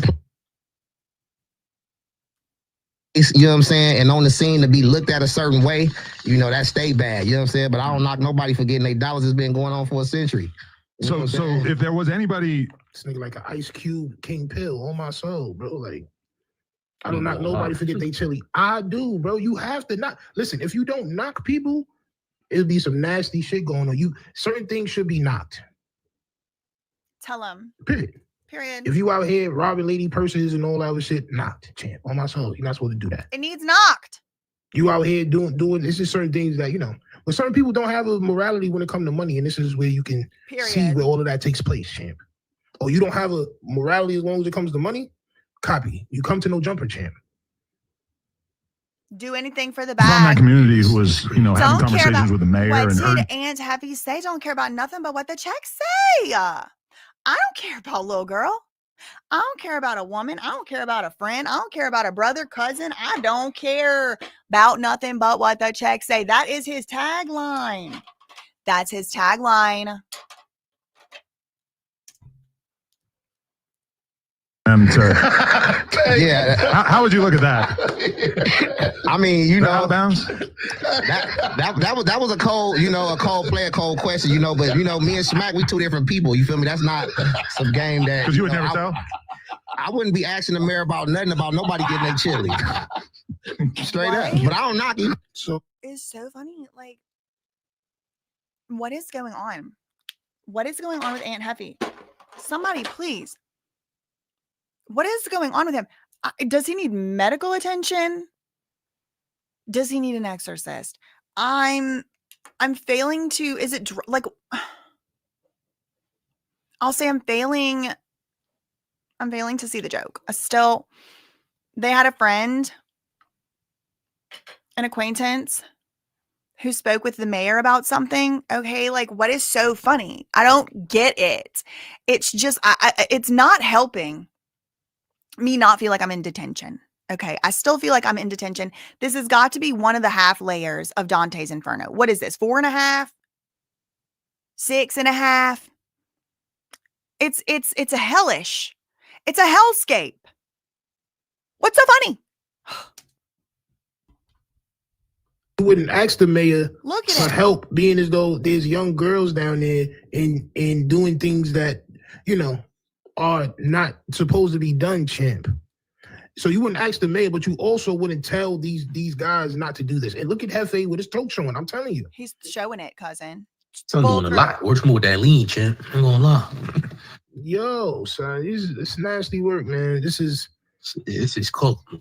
I sound like a happy seal right now, bro. This how seals act when you bring that bucket of sardines outside, champ. Oh my God. champ. My son too gigglish. Nigga Yeah. giggled up. Like, you good, bro? I ain't gonna lie. I think what Smack did was an honorable thing, champ, on my soul. Because just what's going on, bro, it's going too far, bro. Niggas tired of that shit. Or are they? Are they tired of it? Uh-oh. No, champ. Off the bone, off the bone. Happy birthday to him, man. That's one thing. I talked a lot of shit about Smack. That's the one thing I said that really got to him. Like, Hold on. What happened here? Oh no. Okay. My son Hefe busts out laughing like this is the funniest shit he's ever heard Was that where ever I in his was? life. So you almost got Happen and don't happen. Okay? This is what being a leader is, champ. Where was On my I? soul. This is just certain. If you don't knock people, it'll be some nasty shit going on. Certain things should be knocked. It's true. I don't know where I was. If you out here robbing lady purses and all that other shit, knocked, I champ. think On I my was soul, you're not before supposed to do that. after this. You out here doing this is certain copy. You come to no jumper, champ. Trying to find my spot. from That was a cold, a cold player, cold question, but me knocking. So you wouldn't ask the mayor for help, being as though there's young girls down there in doing things that Yeah, they're like making fun of a not guy for supposed to like be done, asking the champ. mayor to do the So you mayor's wouldn't job. ask the mayor, or but you whatever. also wouldn't tell these guys not to do this. And look at Hefe with his throat showing. I'm telling you. son doing a lot. What's more with that lean, What are champ? these I ain't gonna lie. books? I'd love to Yo, know. son, it's nasty work, man. This is This is cool. I sound like a happy seal right now, bro. This how seals act when you bring that bucket of sardines outside. It champ. does sound like a Facts. happy seal. Oh, champ. My son too gigglish. Nigga Yeah. giggled up. Like, you good, bro? He's I ain't gonna giggling. lie. I think what Smack did was an honorable thing, champ, on my soul. Because just what's going on, bro, it's going too far, bro. Niggas tired of that shit. Or are they? Or are they? Are they tired of it? Uh-oh. Oh, champ. off the bone, off the bone. Happy birthday to him, man. That's one thing. I talked a lot of shit about Smack. That's the one thing I said that really got to him. Like, he got mad as f- about that. It was hella funny. Yeah, I ain't really gonna bash him for that, but everybody just move different. Yeah. I'm not really questioning nobody on how they get their paper. Well, somebody pre-scripted that. Bro, you a grown Y'all man. weird. Bro, you a You a grown weirdo. man. You don't question You a it. weirdo. So in the paperwork, if it says that they was doing this shit to people that was underage, you still not gonna question them about it? It just is what it is. Listen. How much can we expect from a 2K brown shirt, bro? This nigga came to no jump in a brown shirt and gray sets like he just got 2K with 2000 BC, my nigga. Nigga said this nigga's a 67 overall, champ. Oh my Word of my soul. mother. Nigga don't got no Yeah, you makeup can't expect- packages or nothing, champ. Word of my mother. Yo, Word to my mother. my son straight from UPS came. Like, bro, listen. Facts. You The have to UPS call people out for certain outfit. things. This is how society works. And as a man in society, all right, it's our duty to make sure that certain Period. things happen and don't happen. Okay? This is what being a leader is, champ. Tell On them. my soul. This Tell is 'em. certain things that you should do, bro. Right? Especially if you're in certain gangs and you see that certain people are doing certain things, then you have all responsibility to Period. tell them, bro, That's your you people. need to leave these little kids alone. On my soul. I question for him because there's no. Yeah, T-Row Yeah, wrote if the somebody question. did pre-script that, they call. No, that was acknowledged that T-Row wrote the question for It's him. actually No way he wrote like- that on his own. Truly kind of scary. Like if you really think about it. In a certain way, like basically he's saying, I'm not going to like there's pretty much nothing that someone can do, like organ harvesting, child trafficking, like whatever. Like this is like the worst crimes, like enslavement of children. Like they weren't letting them leave. I got lipstick on me, making that stupid face. They weren't letting them leave in the RICO indictment allegations. And he's like, oh, I'm not knocking how someone's getting their chili. I guess that's the new word for money. I don't freaking know. It's what it sounds like to me. And it's like, open mouth, open throat laugh, like literally is like a seal, arf, arf, like doing its seal trick to get its seal fish thrown in its seal mouth. Again, this one right here, like he don't really do much. Whenever I'm over here, whenever I got the laser pointed at No Jumper, this one right here is on his best behavior, I guess. Or he just don't act as crazy as the rest of them. This one right here, ringleader, and that's why he put himself right there at the middle. He want to be daddy of the table. Look at these podcasts. These are good tables, but it just still feels like why does it got to be gray? Put up a skirt. Put up a poster board. Or change the angle of the camera higher up and point it upward. That's a possibility. Just widen the angle out a little bit. Maybe we could see what's in the damn case and widen that angle out and put the camera down and up so we don't have to see your feet assortment of gray pants down there. I agree with what my cousin Sino is saying. We in society, each of us has duty to do stuff depending on who we are. And Stino's saying as men, as leaders, as fathers, we have a duty to protect children. It's one of our duties of society. We all have to do our little role in society. We have to. We live in a society. Do y'all want to live in a non-society? You want to live in the wild? You want to live where there's no laws? There's no rules? Of course not. It was a rhetorical question. So yes, even if it's your buddies and even if they're making money, you have a duty to at least say at some point you don't approve of that.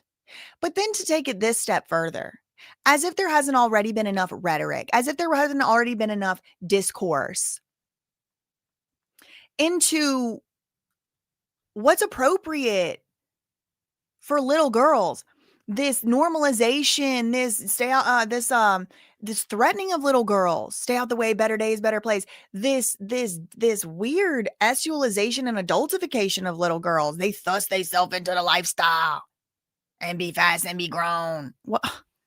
Grown and fast and thrust themselves into the lifestyle is what this man said. So now, I mean, he's sitting here cackling, and it's like, this is scary.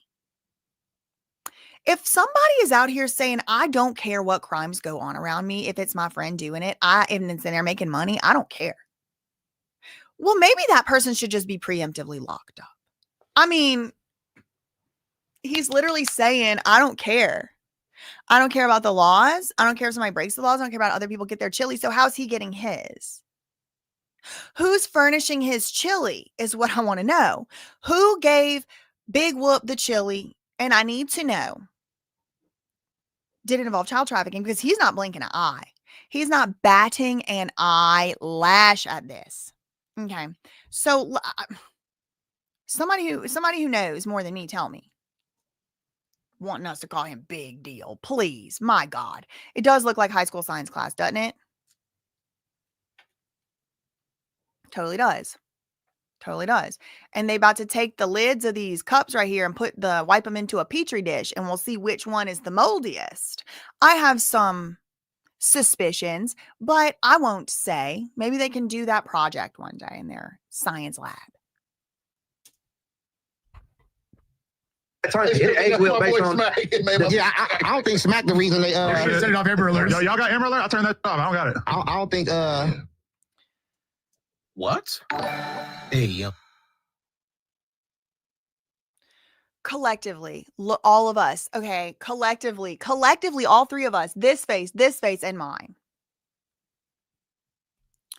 Why did he announce that he turned his Amber Alerts off? Amber Alerts is like when a little child goes missing and they send you a text to your phone. Now, I personally do think it's a little bit weird that the government can just text straight to my damn phone. So I don't ever get Amber Alerts though. I don't know if like kids don't go missing around my area or if I got my gun turned off too. But I wouldn't have turned off Amber Alerts. I would have probably just turned off don't let the government send me mandated texts, because I can't stand to be sitting here minding my business and all of a sudden this is a test of the emergency alert system. The emergency alert system has been activated. I'm like, I'm trying to in my house right at any time. I don't like that. But I don't think I would have turned off Amber Alerts.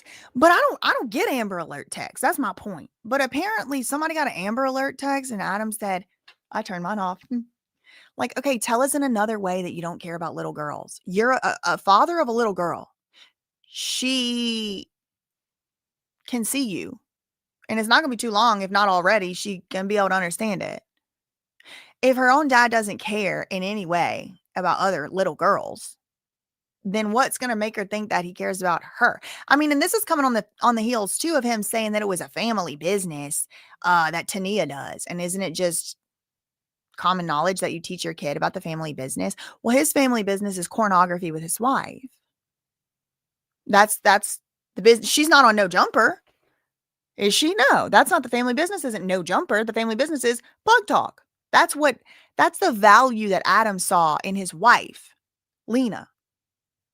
Did it ever cross anybody's mind that Lena the Plug could maybe not do S work and she could be on No Jumper instead? Maybe Lena don't want that. But she's about 37 years old, and she's still debasing herself by making pornography with her husband for people's consumption in the pub. I was going to say our consumption, but I don't consume that nasty stuff. That's demonic. But it's just like, this, you could put 2 more here and it could be the 7 deadly sins, the 7 dwarf. Like you could go through this lusty, gluttony, what's the other ones? Wrath, anger, whatever. Okay. And I mean, I don't know, child predator, whatever it is. Okay. Look at them all checking their phones. What are they checking their phones on? Amber alerts? They seeing if they getting them or what? Now, look, it's not for me, like in and of itself, turning off Amber alerts. It doesn't mean you don't care about children. You might have reasons to turn them off. Like maybe you have a job where if your phone goes off, whatever, I don't know, whatever. But the way he said it like that, he was like, I turned mine off. It was kind of strange. Salute to Durango in the chat, Chan for the super chat. Chan. My son said, who got Amber alerts? I turned that shit off. I turned that off. That's kind of crazy. Yo, that's wild. I ain't gonna lie. And what's even crazier, bro, is that he understands what they're talking about, right? With the underage shit, and then he makes it known that he turns his Amber alert off. Like he knows what he's doing. Then when somebody calls him out, no, I didn't mean it like that. No. That's exactly what you're doing. Nah, that's crazy. And he said, I ignore when children are kidnapped. Word. Like, that's crazy. I turned it off. I didn't even know you could turn it off. Me neither. You could. I had no idea. I thought that was like, you can. automatic to anybody. That's crazy, bro. Like, bro, that means that you went hard to figure out how to turn that shit off, bro. Right, I didn't know you could turn that off. That's crazy. Son did research. Son did extensive research. Wow, bro. That's crazy. Tell me if there's anything good. Anything good happening? Anything good? Yeah, I don't think, smack the reason, anything happened to nobody. You feel me? It just like Munchie said, was bad timing. The question was asked, and it was something already going on, so it made it look the way it did. And they undefeated right here, you feel me? So they're gonna run with it and they're gonna do what they do with it and twist it all up. Also, I want to do a body language analysis real quick on Big Whoop. He of course is saying some preposterous things, and he knows it, in my opinion, based on my body language analysis. I don't know if y'all knew this, but I just developed a body language analysis certificate out of thin air during a live the other day. My expertise is exactly that. But if you will look over to the hand placement, okay, it's up and it's on top of the table. That to me indicates it's crossed over like this. So to me, that indicates that he's guarding himself and he's trying to stabilize himself onto this high school, middle school detention desk. Okay. He's also got his back up to the wall, which is a saying for a reason.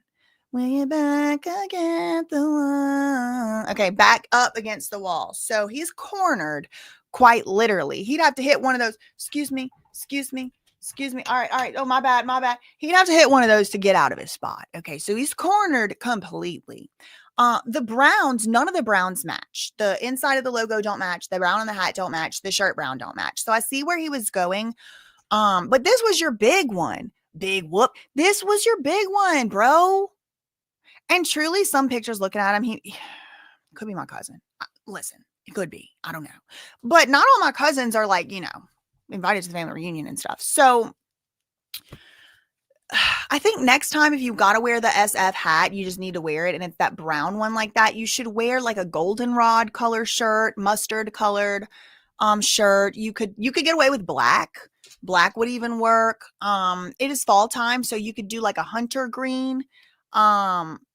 Trying to match brown with a different brown and a different undertone brown and then another different brown, it's not working. And truth be told, I don't think any of those undertones really are flattering on your, undertones. So you could wear brown, but I don't know why you got to wear all these different ones. So I don't know, maybe he's self-conscious because he knows his outfit kind of sucks. And again, I've gotten on this lives doing anything and wearing anything, but I got 1,000 people in my chat right now. Okay. They get tens of thousands in their chat, first of all. And then this is his big day. This is a big entree, this big entree-vous or whatever, he came in. And the body language analysis, he looks like he's making kind of a cheeky face, like the cousins in the UK, y'all use that word cheeky, making a cheeky face, bracing himself, holding himself onto the desk, probably because he knows what's coming. He's making the cheeky face because he knows he's doing something that's going to piss people off. And it's it is just for money, and it's pretty pathetic, and it's pretty sick. And shout out to my cousin Sino. Shout out to Neem. Shout out to Showface News and shout out to all the men who are standing up and saying, can we stop? Y'all are wearing orthopedic shoes at this point, dude. Y'all are wearing orthopedic shoes. About 2 out of 4 of y'all are wearing orthopedic shoes. All right. We got to move forward. Okay. It's time to be men. And thank you and shout out to the men that are stepping up and being men. And my cousin Neem, he had said a whole closing remarks as well. Shout out to him because this is just too much. Y'all, please. Please. Times article I read about these dudes just lurking outside the foster homes and just thank you. Yeah, that's what they need to be on. That's what they be doing. Like, okay. Wait, who lurking outside the foster home? Yo, why is that funny, bro? This is funny? No. Nah, I think it's wild, bro. Yo, Just to be clear, Confused, I bro. was just not laughing. I was not laughing at them. I was laughing at the face that Showface News was making. Watch his facial reaction because it's my same one. Watch him down there. Yeah, that's what they need to be on. That's what they be doing. Like, okay. Wait, who lurking outside the foster home? Yo, why is that funny, bro? This is funny? Nah, I think it's wild, bro. Yo, what type of time is niggas? what? I'm confused, bro. Nah, there's something wrong. So lurking outside the foster home, Something wrong with traffic him. children is funny. All right. It's not Yeah, funny. it's different. Oh man, It's son, not. This is nasty work. This is different. This is different. Yeah. My son said they hiding outside the foster homes. My son Lurking. Hefe busts out laughing like this is the funniest shit he's ever heard ever in his life. So you almost got champ with my mother. So you almost got word. Okay. Yeah, that's what they need to be on. That New York Times article I read about these dudes just lurking outside the foster homes and just thank you. Yeah, that's what they need to be on. That's what they be doing. Like, okay. Wait, who lurking outside the foster home? gang members from all different gangs. No, man, you can't be doing to people like that, I say man. all different hoods. I don't know where they're from. Man. You gotta send me that article, bro. This is a nationally published article. Yeah, pull that up. He can't pull it up. No, it is. It's I can look it up for you. How's they know where the foster home's at? You feel me? Because listen, it's like of the girls that they've rescued or rounded up off of the strip, like 50% of them are girls who came from foster homes, which is that's kind of hilarious. Runaway. Because think about what percent. My son said, yeah, but they was runaways. Okay. Nah, you trying to cape for it is quite crazy. Okay. They was runaways, all right. Nigga, so Nah, you trying to cape. this nigga got on He tryna brown keep platform chucks on my soul. And great pants. Platforms. He's Them wearing goddamn platforms. These shit got an extra soul on Got on my platform. soul. On my soul, they got Word an of my extra- mother, they do. Call Oh, himself shit. big deal. trying to be told Big when wear. Big when he what? really I said 5'5". Nasty. Yo. Still would be taller than Damn, me. bro, that nigga's just crazy. All right, well, it's Yo. runaway. No. Damn. Yeah, extra heel in the chuck is unheard of, by the way. I'm gonna lie. My son Black 200 says, son neck went mad far back laughing about being a creep. On my soul. So it's a ha. Foster home. Oh, God. Like, bro, this is a serious topic, bro. This is a goddamn serious topic. Yeah, bro. This nigga's off So the you can dope. lean out the 7-Eleven joint. Oh, my soul. This nigga's disgusting. Percentage of people are foster kids, like an extremely small percentage. Percent of them are girls who came from foster homes, which is that's kind They of was hilarious. runaway. Because think about what percentage of people are foster kids, like an extremely And small that's the percentage. thing too. Adam was like, "That's hilarious." What is hilarious? Again, I'm just renewing like what is hilarious? What's hilarious about it? Nothing is hilarious that there's freaks and predators preying on little kids who obviously don't have good family lives as it is, who have no one to protect. That's hilarious to Adam. 22 Grand Mason. These people are degenerated. Something is wrong with them. And I think that we should put them all, banish them. We should just banish anybody who thinks it's funny and hilarious should go live in a colony together. Why do we have to be subjected to people who think that child trafficking and predators preying on children is hilarious? I don't want to be subjected to have to live with that. People like that should be locked the F up because they're sick in the effing head. That's what Adam said about the likes of me. How about we lock you the F up? Just like how where your daddy supposed to be or your uncle, whoever it was, pardoned by none other than Bill Clinton. It's hilarious. You know who's not from these neighborhoods? Adam 1622 Grand Mason. So to him, it is hilarious. Because I guess it is true. Sometimes you need it to be your own cousin or you need it to be your own whatever, because clearly he does not care. It's hilarious. He don't care. But why he don't care? Because it's his friends doing it and they're getting chilly. I think that means money. Something is wrong with y'all. Something is seriously and sincerely wrong with them. Something's wrong with them. Something's wrong with the insides. Something's wrong with the outsides. Looking inflamed. Looking cortisol through the roof. I'd like to see what's under that hat. I'll stop. They just chilling in front of the foster home waiting on them to come. Nah, don't do it. How else they gonna find Don't him? do the folks like that. They find them because they be runaways and AWOL, just like City your daughter. She's supposed to get. How do you know so well, Munchie? Nah, I don't like that. Why you know? Like, first of all, you know the process. Gang? Right. It's like, bro, like, huh? Nigga, you know exactly what they. First of all, listen, right? So these guys that Adam is talking about, these guys are predators, champ, right? They are predators. So what they do is they give these girls an opportunity to leave the foster system and all that other shit. That's what I believe. I believe all these girls are not. Well, they probably do run away after, you know, showing something else. Oh yeah, well, you don't gotta go back. Like, bro, niggas is nasty Nates. Y'all be waiting outside, just like Adam said. Adam knows that he's a nasty Nate than you. 1,000%. Y'all be around the schools and all that other shit, bro. This is not something that's not known. This is what y'all do. Once you're trying to change it, oh no, you know, because they run away from the system. And some of them do, and some of them get coerced into leaving, champ. They don't know any better, right? In a system somewhere, but It's crazy. That's definitely still predatory behavior, no matter how we slice it. Regardless, like, nobody. Thank you. Yeah, yes. Yo, see, Lush got to be the Oh, voice of nah, reason. once you wildin'. I legitimately think Lush just don't want no more smoke from nobody on YouTube. I think he's learned his lesson. And you know what? Shout out to him for that. Maybe one of the demons that had him possessed has left. Because the whole time of this, Lush is not, usually Lush is like the type that's going to egg it on. Usually Fed Lush is the ones that's like, you know what I mean? You know what I'm saying? Like she's put herself into, sometimes people put them, sometimes they lie. He's not saying none of that this time. He's like, nope, no matter what, no matter what. He's like, almost you could see it on his face. He's like, y'all want another BJ Investigates? Come on, what are you doing? I'm not getting in on that. Me, not it. They all want to be the one that I'm like, that's a real man. They all are desperate for my attention. They're desperate. They're desperate for my attention. It just seems that way to me. It seems that way to me.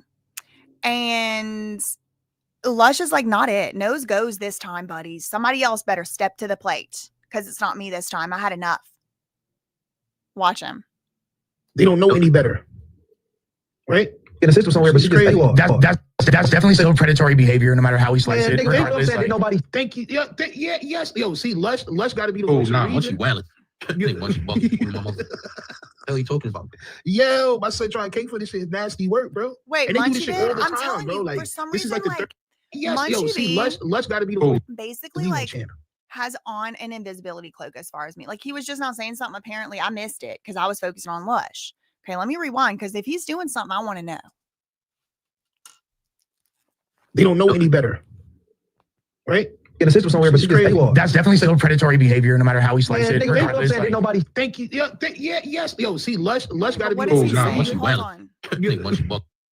You don't got to go back. Like, bro, niggas is nasty Nates. I'm Y'all just be trying to waiting find what outside. Munchie said. Just the foster system and all that Okay, other we'll shit. just start here. That's these guys that Adam is talking about. These guys are predators, champ, right? They are predators. So what they do is they give these girls an opportunity to leave the foster system and all that other shit. That's what I believe. I believe all these girls are not, well, they probably do run away after, you know, showing something else. Oh yeah, well, you don't gotta go back. Like, bro, niggas is nasty Nates. Y'all be waiting outside, just like Adam said. Adam knows he's a nasty Nate than you. Oh, 1,000%. Y'all be around the schools and all that other shit, bro. This is not something that's not known. This is what y'all do. Once you're trying to change it, oh no, you know, because they run away from the system. I guess I just missed the Some of them do, Munchie and some of part. them get I'll have to coerced keep into a leaving better champ. eye out. They don't know any better, right? Yes. somewhere, but It's crazy. that's definitely still predatory behavior, no matter how we slice it. Regardless, like, nobody. Thank you. Yeah, yes. Yo, see, Lush got to be the Oh, voice nah, of once reason. you It's wildin'. true. Once you bugging. My mother. He's kind of Hell, you talking bucking. about? He is getting a Yo, little my son bit. trying to cake for this shit is nasty work, bro. It's nasty. And they do this shit all the time. Don't do bro. that. Like, this is like the third or fourth time that they've spoken about this topic, and they've all said the wrong thing except for Lush. No. Lush is the I I only think one. it was the first. I think it was the first episode. Lush was like laughing and cackling along too, cousin. I really do that first time. Whenever Almighty Suspect was the only one that was standing up for it. Because remember, Lush was like, I think you want your BJs. And they were talking about Nova and they were talking about all that. This was the second time. But Lush has seemed to have come around more so, especially in this appearance.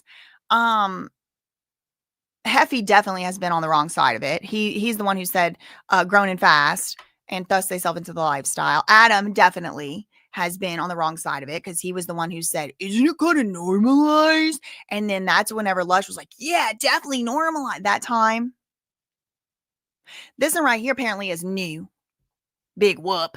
And then this and Munchie, I missed what he said, but I've done rewinded so many times. I don't want to keep rewinding. I like to find that. It was like apparently I just missed it. So I'm going to keep my eye out closer now on it. Come on, man. No matter what way you cut it, it's still predatory behavior. Correct, champ. Nah, bro. Nah, bro. It's not predatory. Yo, bro, chill, Munch. You're wilding. You can't see you. You're about to get canceled. Yo, you're about to get canceled. Yo, listen, that nigga Hefe was close. He was close. He had to take his video down. My son was close, champ. Oh. On my son. Yeah, he did something insane. Bro, listen, you can't do certain things, champ. That video where he made that. Are you talking, cousin? Are you talking about whenever he made the video about me and called me a blonde, and then you reacted to it and you were like, check the roots? Is that the video you're talking about that he had to take down because he was like taking up for his opinion on thinking like some little girls is fast and grown and thus they self into the lifestyle? Is that the one he had to take down? Is that the one you're talking about? And they react to it, then y'all get mad. Oh, no, these people are not from the streets. These people that's reacting to this shit saying that I'm wrong, they're not from the streets, champ. They're not of my cloth. Nigga, you were just about to jump through a hibachi. I don't got no stories where I was about to jump through a hibachi window, nigga, because somebody else was about to get shot, nigga. Fuck is you talking about, nigga? I don't got no stories like that. Right. I don't have nothing to do with you, dog. I don't got no stories where I left my mans and they was about to get shot and I was looking from the corner scared. I don't got none of those stories. Straight like that. You know what I'm saying? But let's continue and let these niggas I'm gonna start back from Lush, champ, because Lush is the voice of crack reasoning, champ. On my soul. But he's AWOL, just like to your daughter. She's supposed to be in a system somewhere, but she just AWOL. That's definitely still predatory behavior, no matter how we slice it. Regardless. He said, okay, Munchie B said, just like Tania's daughter. She's supposed to be in the system somewhere, but the LAPD doesn't do computer crime. I mean, but she runs away and she's supposed to be in the system accounted for by the state, the government, whatever. But she runs away. So Munchie B is saying that. So if somebody traffics her, that's fine. Because she ran away from the system. It sounds to be like that's what he's saying to me. If that's not what he's saying, maybe he could clarify. Lush is like, no, it's still bad. How do you know? Different letter. The bus stop. Free the homies. Free the homies, he said. Yeah, you know, I'm down for the community, man. No matter what. This nigga Hefe. Yo. Freedom is crazy work, bro. Just let them freedom for. I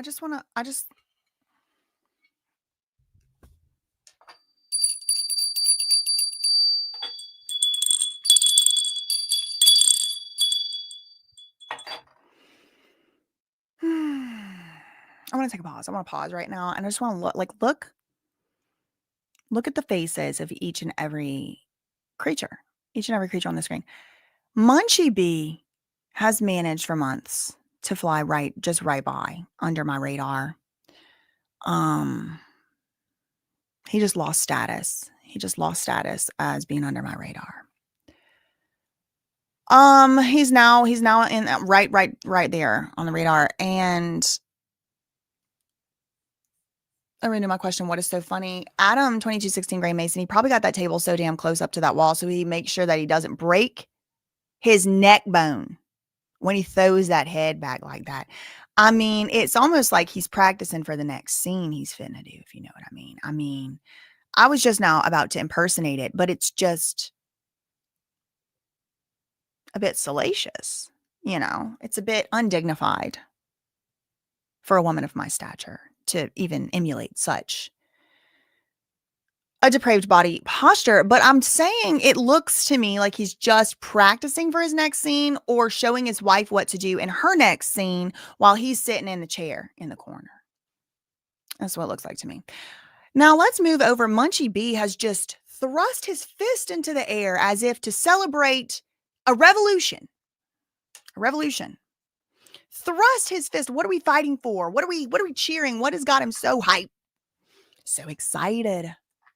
As to thrust his fist into the air, well, it was somebody saying, I stand with the community. Meaning I stand with the degenerated child traffickers, the ones that are picking up the little girls like Nova, whose parents obviously don't care about her and about them. And, maybe they're not lurking outside the foster homes. That you see how far the slope done slipped? Do you see how degenerated our society has become? What's just available freely on our algorithms today? Do you see it? It's not nobody standing outside the foster homes. It's little girls who run away from the foster homes, which why would they maybe be running away? I mean, these are questions that need to be answered. But it's little girls that run away from the foster homes. It's not like they're looking outside the foster homes, these predators. No, the predators pick the little girls up once they ran away from the foster home. So that's supposed to make it better.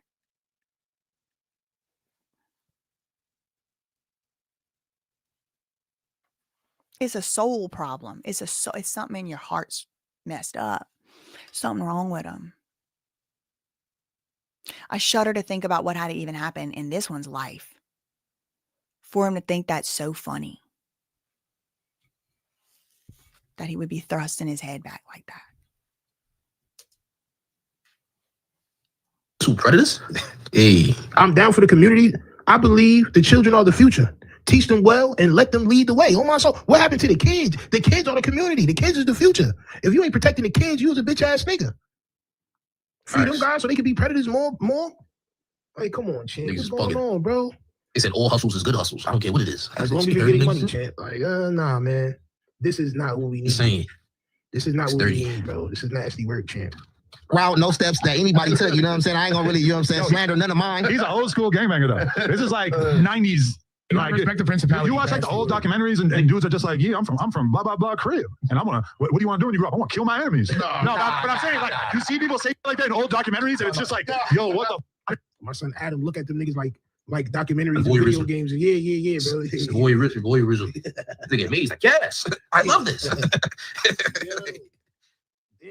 nah, nigga. No, bro, it's not him, champ. Oh my son.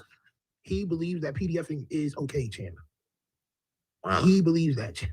It's crazy. Like, these dudes were burnt out. Like, you're reminding me of that right now. I'm like, hey, I don't give a get your money. It don't matter. Yeah, I mean, that's what niggas doing on the camera, saying all type of wild shit to get the paper. For sure. Hey, I'm not knocking nobody. For the record, the article is called That's the truth. Who just said that? That's what they're doing right here on the camera, saying any and every kind of thing just to get a click, get a view, get some clout, because in their mind that equates to power. But power is meaningless with no integrity. Power to do what? Degenerated stuff? Sick. Rescue the trafficked girls of LA's Figueroa Street. Yes, that was that New York Times article. Yeah, you know, they got all these programs with all these people that work, you know what I'm saying, at these news stations and, you know, these journalists and all this shit. You know, they be building up this and writing and typing up all type of stuff because they ain't even never been in the field. They don't know what's going on. Okay, I'm going to stop you right there. I'm going to stop you right there. Actually, there are many, many, many articles, including that New York Times article, where they did go on in the field. You see how we have to talk about it like it's war. In the field, they were in the field. They were doing Project Sunshine, Project Sundown, Project this, that, Project whatever. They were in the field. I don't know if Big Whoop can't read. He certainly can't tell colors. So I don't know why I would think he could read. But if he did read the New York Times article about which is being spoken, he would know how stupid he looks right now. I got that article. Let's look real quick. Let's take a little look. Because I got it. Okay. Where did I put it? I think I put it in the... Can anyone save the girls of Figueroa? Okay. Let me bring this up. This is the article that he's talking about. Okay. I got it right here. I'll show you how smart our new friend Big Whoop is. Okay. Here's the title. And right under the title, there is a picture of a presumably underage person, but maybe it's an adult, but I'm not going to show that. I'm going to scroll past it and then, put the thing back up on the screen here. However, Can anyone rescue the trafficked girls of LA's Figueroa Street? Okay. This was October 26, so less than a month ago, this came out. Inside the effort to pull minors from the Blade, one of the most notorious trafficking corridors in the United States. Okay, so again, I'm going to scroll past the picture. Okay, I'm going to get to the first page here.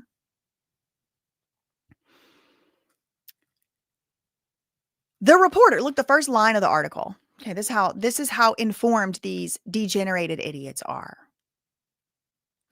The reporter embedded with Vice investigators as they carried out undercover operations to arrest trafficker. She went undercover.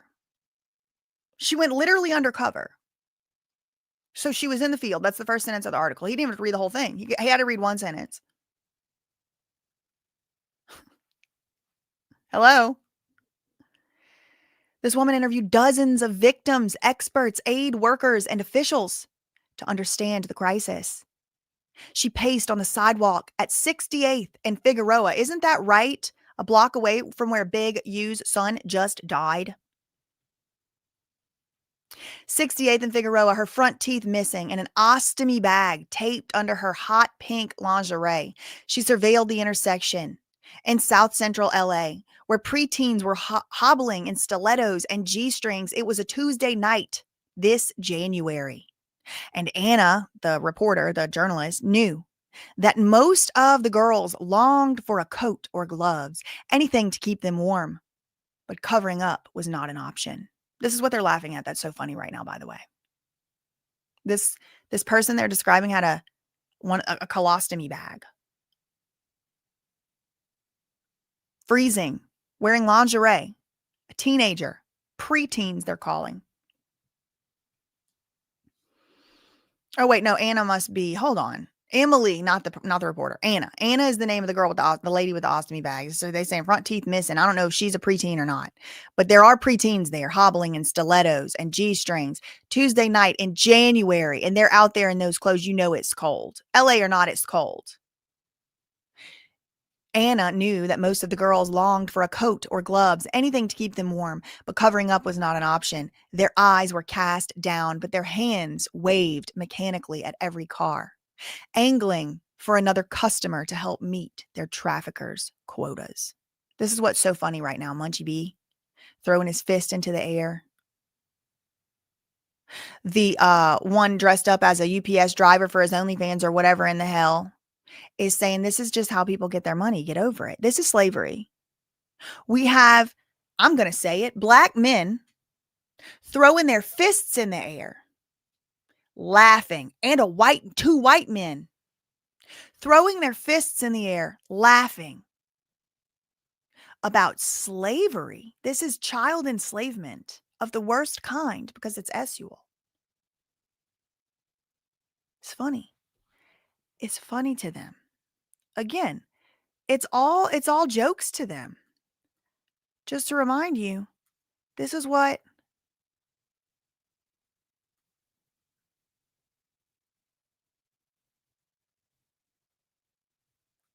they think it's funny. No way you wrote that on his own. Yeah, I don't think Smack the reason they set it off Amber Alert. Y'all got Amber Alert? I'll turn that off. I don't got it. I don't think. Okay. Crazy, bro. Yeah, that's what they need to be on. That New York Times article I read. The New York Times article I read, right? The New York Times article I read, it said people were lurking in the streets. Look how funny they think this article is. Dudes just lurking outside the foster homes and just thinking, that's what they need to be on. That's what they be doing. Like, okay, wait, who lurking outside the foster home? gang members from all different gangs. No, man, you can't be doing to people like that, man. All different hoods. I don't know where they're from. Man. You gotta send that article, bro. This is a nationally published article. Yeah, pull that up. Yeah. He can't pull it up. No, it is. I can look it up for you. How's they know where the foster homes at? You feel me? Because listen, it's like of the girls that they've rescued or rounded up off of the strip, like 50% of them are girls who came from foster homes, which is that's kind of hilarious. Because think about what percent. My son say, yeah, but they was runaways.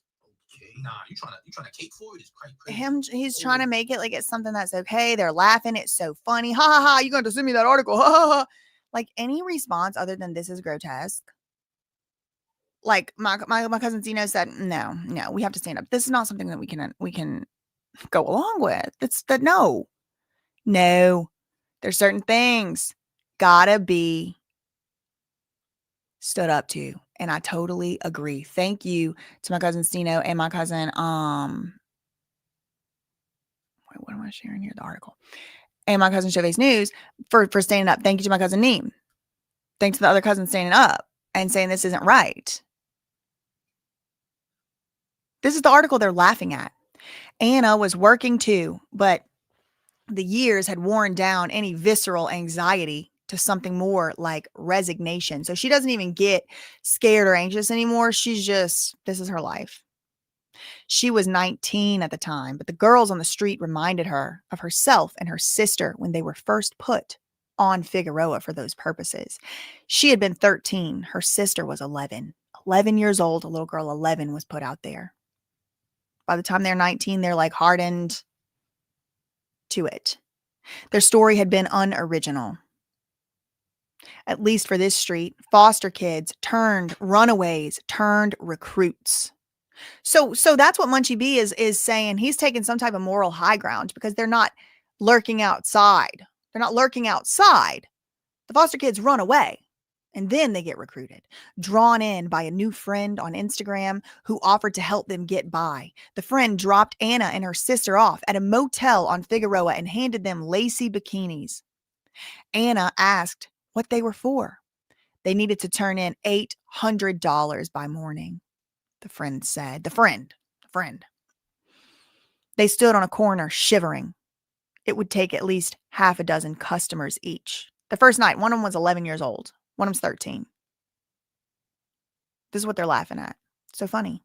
So funny. By now, Anna had grown accustomed to the protocols of the Blade, a roughly 50-block stretch of Figueroa Street that had become one of the most notorious ST corridors in the United States. Anna's full name is being withheld for her safety. She knew to approach cars from the passenger side and get the money out as soon as she climbed in.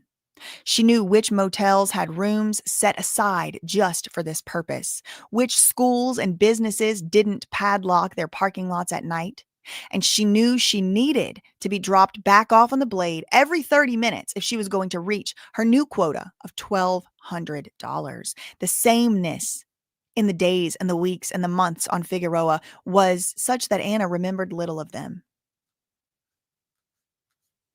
The Blade was an 8-minute drive from the University of Southern California. Yet another universe. Parents pushed strollers past the trafficked girls as they took their own children to school. Amid boarded up storefronts were a few that catered specifically to the trade. A smoke shop with the banner "Free Magnum with any purchase," and a lingerie store named, in cursive, "Sluts." It's funny. They're making 11-year-olds and 13-year-olds do this. It's funny to Munchie B. It's funny to Big Whoop. Funny to ATM Richie. It's funny to Aunt Heffy. It's funny to Lush. It's funny to Adam, who's from Nashua, New freaking Hampshire. We have men, black and white alike, thrusting their fists into the air over child slavery. I'm going to stand up for the community.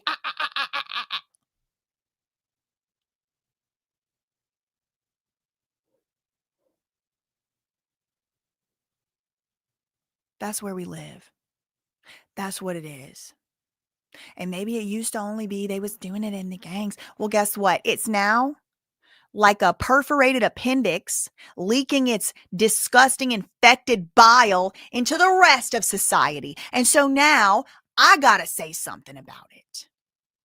This is not okay. This is not acceptable. And all of these men need to have their hard drives checked, in my opinion.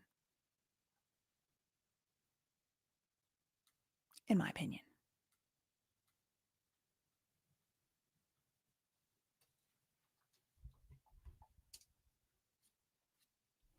Okay, they was runaways, all right, nigga. So, Nah, he trying to keep. This nigga got on brown platform chucks on my soul. And great pants. And great pants. Them goddamn Brown- chucks got an extra. These shit got an extra soul on them. Got platform. On my soul. Where my mother they do? Oh, champ. This nigga trying to be taller than what he really is. I said 5'5". Nasty. Yo. Damn, bro. Y'all niggas is crazy. All right, well, let's run away. No. Damn. Yeah, extra heel in the chuck is unheard of, by the way. I'm gonna lie. Platform Some black chuck. one that says son neck went mad far back laughing about being a creep. Oh my soul. Seriously. So it's like, ha. Foster home. Oh God. Bro, It's the this is demon. a serious topic, bro. It's the demon coming out. This is a goddamn serious bro. topic. Yeah, bro. This nigga's off So the you can hill. lean out the 7-Eleven joint. Oh my soul. This nigga disgusting. Percentage of people are foster kids, like an extremely small percentage. Percent of them are girls who came from foster homes, which is that's kind of clear. Runaway. Because think about what percentage of people are foster kids, like an extremely small percentage. But you said like niggas chilling in front of the foster home waiting on them to come. Nah, don't do it. How else are they gonna find them? Don't do the folks like that. They find them because they be runaways and AWOL, just like City of Daughter. She's supposed to be. How do you know so well, Munchie? Nah, I don't like that. Why you know? Like, first of all, you know the process. Right. That's a good It's question. Bro, How does he You know? know exactly what they. First of all, listen, right? So these guys that Adam is talking about, these guys are predators, champ, right? Yes, they are. They are predators. So what they Yes, do they is are. they give these That's girls a good point. an opportunity. It's like a guilty conscience type of thing. Like a guilty conscience, like maybe his friends had did some stuff with some quote runaways, but that's runaways. That's not foster kids. You should keep it to yourself. Nobody was looking over there. leave the foster system and all that other shit. That's what I believe. I believe all these girls are not, well, they probably do run away after, you know, showing something else. Oh, yeah, well, you don't got to go back. Like, bro, niggas is nasty Nates. Y'all be waiting outside, just like Adam said. Adam knows he's a nasty Nate than you. 1,000%. Y'all be around the schools and all that other shit, bro. This is not something that's not known. This is what y'all do. Once you're trying to change it, oh, no, you know, because they run away from the system. And then, some of them do, and some of them get coerced into leaving, champ. They don't know. Even if they run away, so what? Right? In a system somewhere, but she just AWOL. That's definitely still predatory behavior, no matter how we slice it. Nigga, they don't regardless, say that like- nobody. Thank you. Yeah, yes. Yo, see, Lush got to be the Oh, voice nah, of once reason. you wildin'. Once you bugging. What the hell are you talking about? Yo. Oh, no, these people are not from the streets. These people that's reacting to this shit, saying that I'm wrong, they're not from the streets, champ. But I'm saying, like, you see people. Champ, you're a nasty man. Support the homies. We support the homies, actually. That's you crazy. wildin'. Bro said, hold on, man. This nigga right here. And all type of wild shit to get the paper. I'm like, hey, I don't give a get your money. It don't matter. Yeah, I mean, that's what niggas doing on these on the camera. I mean, you know, getting money is good, bro, but not all money is good money. I guess these niggas in Cali never heard that How shit. my So, thing I keeps don't- getting like back. Facts. We're gonna take a look at that in just a second too. It's crazy work. Yo, but yeah, bro. Nasty guys. These are nasty men right here. New York Times is a national. Yeah, it's legal in New York, ain't it? It's the number one. Y'all will become members. Now to the 5 gifted memberships. Salute to Auntie for that, champ. Right? So 5 of y'all will become members. Was that for the my next- mom in Yeah, there? it's something they passed. It's something- Yeah. Even to where they can't arrest them, like on Fig for being naked. It's like it's some little shit they passed. Nah, cause they look at the process like victims now. That's what they. No. We're talking about the young. Don't shift. We're talking about these young Don't ones, champ. shift. Don't shift. We talking about That's on with his kids. Coerced into it. Got coerced into it, champ. And they underage, which makes the victims, champ, by the way. Yeah. Period. Thank you. It's really not Yes, rocket it's really science. Crazy, man. Yeah. They get you housing and sign you a counselor and all that. Yeah, that's why I say that's these women battle programs and all, you know, because you got some out there that's walking the blade by themselves. Ain't no got them on the blade. No, Sure. You feel me? that's not Because true. that's what, like, That's not true. Remember what ATM Richie said happens to renegades on the blade? I didn't know this till ATM Richie made it public knowledge, but they get put in dog kennels. They get put in hot showers and burned and forced to call people like ATM Richie daddy. There's no renegading allowed on the blade. So, Mr. Big Whoop with his 6 different color browns, none of which match, needs to try to keep up. Because even the aunties over here in Princeton already know there's no renegades on the blade. Everybody knows that now, thanks to ATM Richie.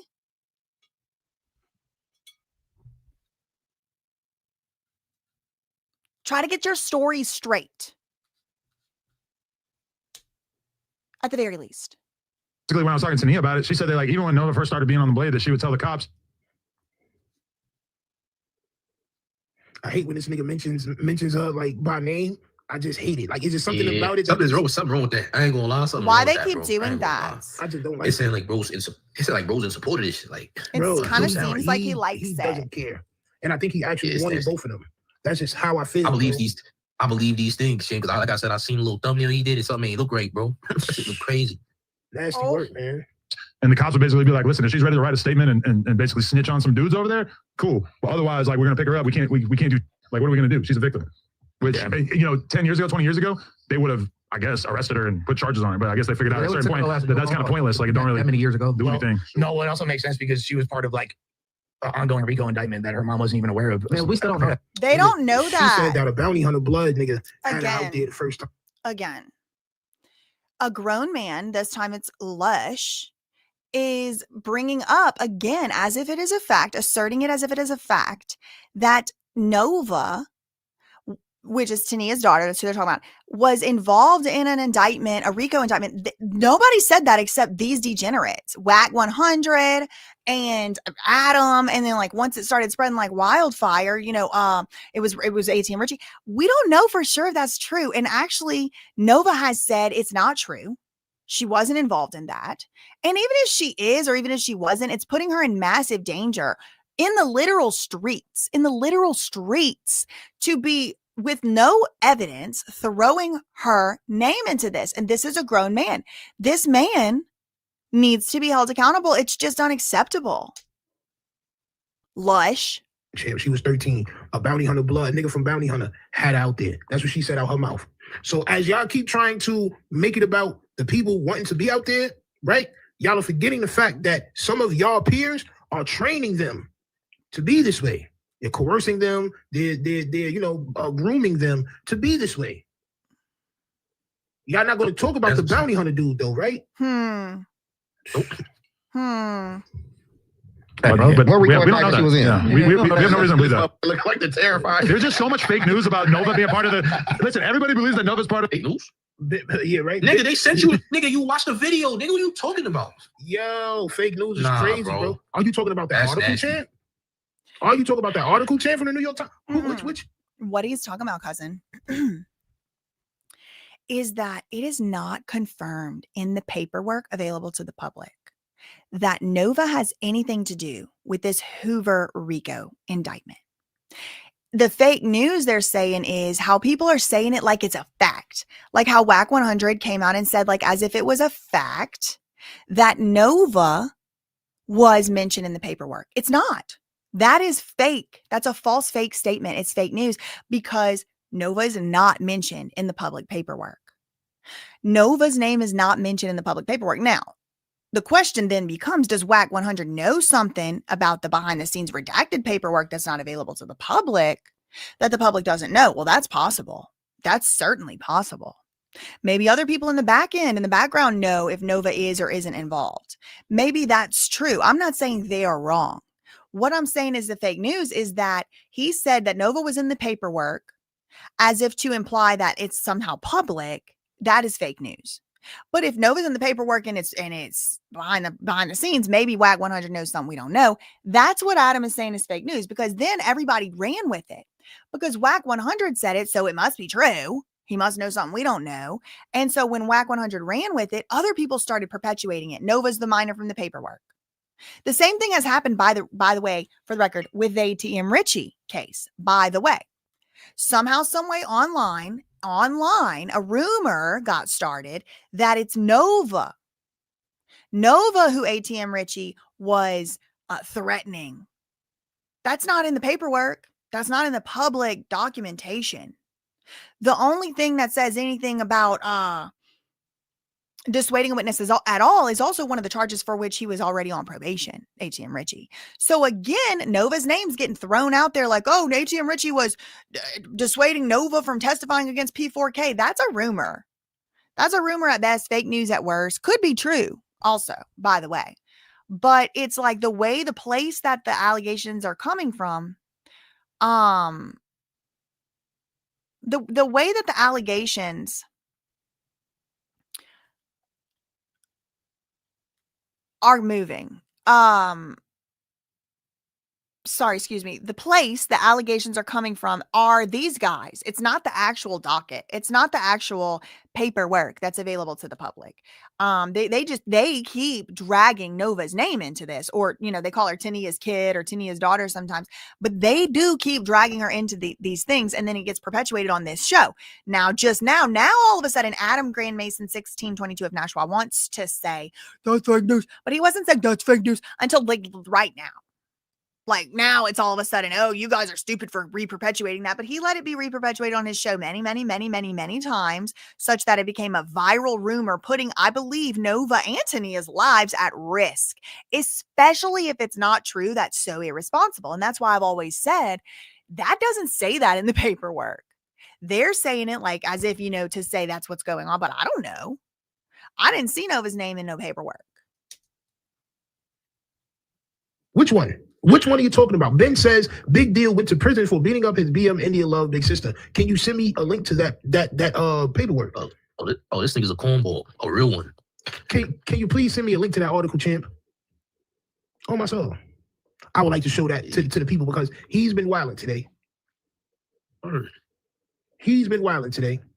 And we got to show people who you really are, champ. Brother, Rico, well, we have nobody has ever said that. She denies it. Nobody's ever suggested that. Right. That little girl, as they said, was 16 at the time, should be at least 2021 right now.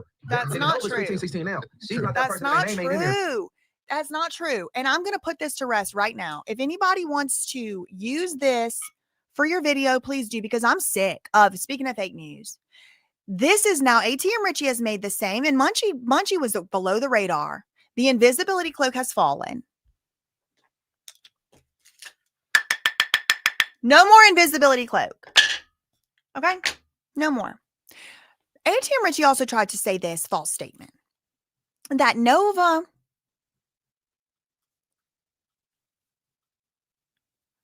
whoever was in whoever the 14-year-old was in the indictment would be like 21, 22 by now. False. I'm going to finally put this to rest. Okay? I'm going to just finally put it to rest because ATM Richie said a very similar thing. He said,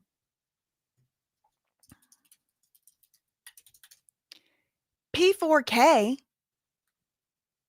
would have been like 17, 18, maybe 19 when the charges at issue were put in. And now he's in his mid-20s. No, that's not true.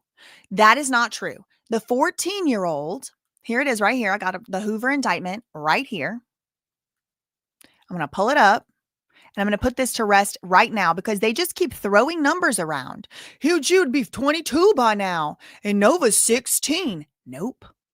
Wrong. Argue with math. Don't argue with me. I'm going to show you right how. Right here.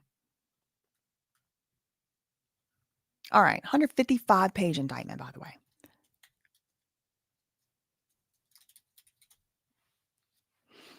Let me do this one. Hold on.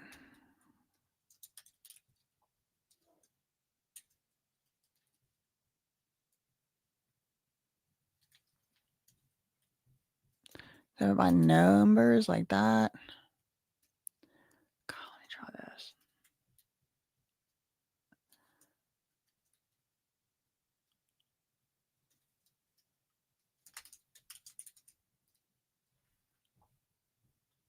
Okay.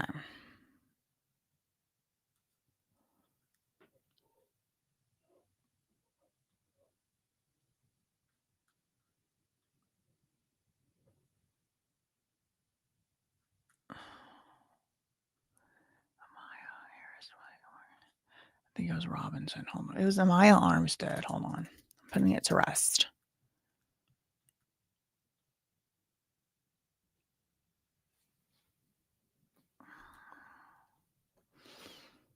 Okay, here's the people. This is the alleged ringleader. Alleged. Innocent until proven guilty. Amaya Armstead. Young, what's his name? It starts with an N. Harris. Naziz, maybe. This one right here is Derail Robinson, I think. Yeah, this one right here is allegedly, I think that's PK4, P4K, whatever. But like you see, they all posing with their money. And this is to try to make it, prove that this is a ficking thing. And this is one of the worst ones of all because clearly they're in a hotel. Okay. Like, ooh, that does not look good. Okay. But he could have made that money doing anything. All right. Let me try this one. Minor.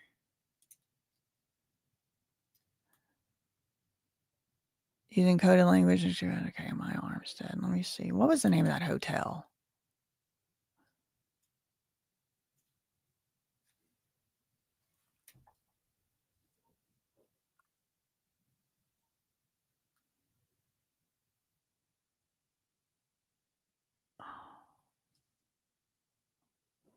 Las Vegas hotels.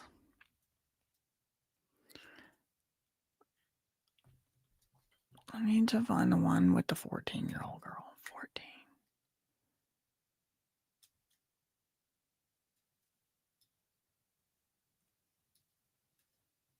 Is only loyal. 14. Golly, where is it?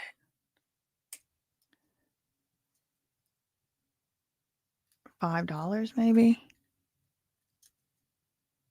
Yeah, okay. Okay, I think this is it. Victim 11. I think that it's victim 11.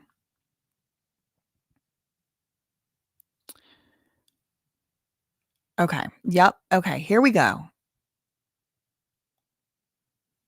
Here's the 14-year-old right here. This is page 60 of the Hoover indictment. Defendant Armstead. ST'd victim 11. Okay, so victim 11, it's confusing because it's numbered 11, but she was a 14-year-old. Victim 11, a then 14-year-old girl. Okay, so victim 11 was 14 years old when she was a victim of not P4K, Amaya Armstead. But what did Munchie B just say? He just said, let me check the transcript.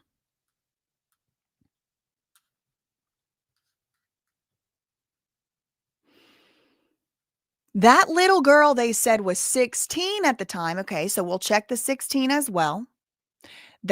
She should be at least 20 or 21 by now. But Nova is 15, 16 now. So she's not that person. So there's different victims here. There's at least 11 victims. I think there's like up to 20 total victims. Because remember, this is a RICO indictment. So I don't know if Munchie B's just stupid or he's trying to cover for his friends, or maybe he's just innocently doesn't know. Not really sure. There's multiple minor victims named in this indictment. Multiple. One of the minor victims not named, excuse me. Multiple minor victims mentioned in this indictment, but not by name. They're called like victim 11, victim 13, victim whatever, right? So victim 11 was a 14-year-old. He was talking about Nova. Nova's not even 16 yet. So he's saying, well, the 16-year-old in the indictment can't be Nova because she ain't even 16 yet. Well, no shit, Sherlock. Let's get him a job at the LAPD real quick because he'd fit right freaking in. There was a 16-year-old, yes, but there was also a 14-year-old mentioned. And they keep saying that it couldn't be Nova. Couldn't be Nova because she would have been this and that. Couldn't be P4K because he would have been 20 this and 19 that. And okay. It doesn't say P4K with the 14-year-old. It says Amaya, Arms Lady Duck with the 14-year-old. And when was she 14? She was 14 April 26th, 2024. That's last year. Who else was 14 on April 26, 2024? Nova. Now, does it say Nova's name? No. No, it doesn't. And I actually had the thought that this could be Nova, and I never made a video about it until ATM Richie and Whack 100 came out making their statements. On April 26, 2024, through the 29th, for days, alleged, Amaya Armstead and Evans, another defendant, utilized hotel rooms at the Stadium Inn for their S workers, including victim 11, a 14-year-old girl, to use for dates with so-called Johns. On those dates, using coded language and messages on Instagram. Defendant Evans advised the leader, Lady Duck, that he was in the hotel room where they were sharing it. using coded language on Instagram. That defendant asked Amaya to take him to the 10 because DD owed him $1,000. They went to the store called SLUTS. Remember that was referenced in the New York Times article? Remember the store? They brought the 14-year-old to that store. That's what it says in the indictment right here. And now that store, SLUTS, located at 7612 South Figueroa Street in Los Angeles, also has been mentioned in the Hoover indictment. Now it's mentioned in the New York Times that they're laughing. It's so funny. It's so funny to them. They think it's so funny. They think it's so hilarious. Hilarious and funny to them. It's detestable. It's detestable.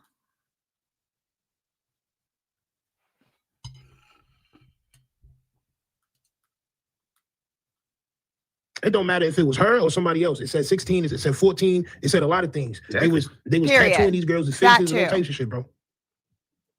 Thank you, Panda Ma'am. So it don't matter if it was her or somebody else. It still happened, right? They're still locked up, correct? Yes. It's the only way you can put two and two with the eggs. That ain't they just like, man, the internet just is a narrative world. You know what I'm saying? Yeah. If it's a good YouTube title, people are gonna believe it. It's a lot of fake news going around, and the best thing for us to do is just go back and forth about it. You know what I'm saying? There's a picture of Les walking out of Toys R Us. They gonna make I don't believe half of it.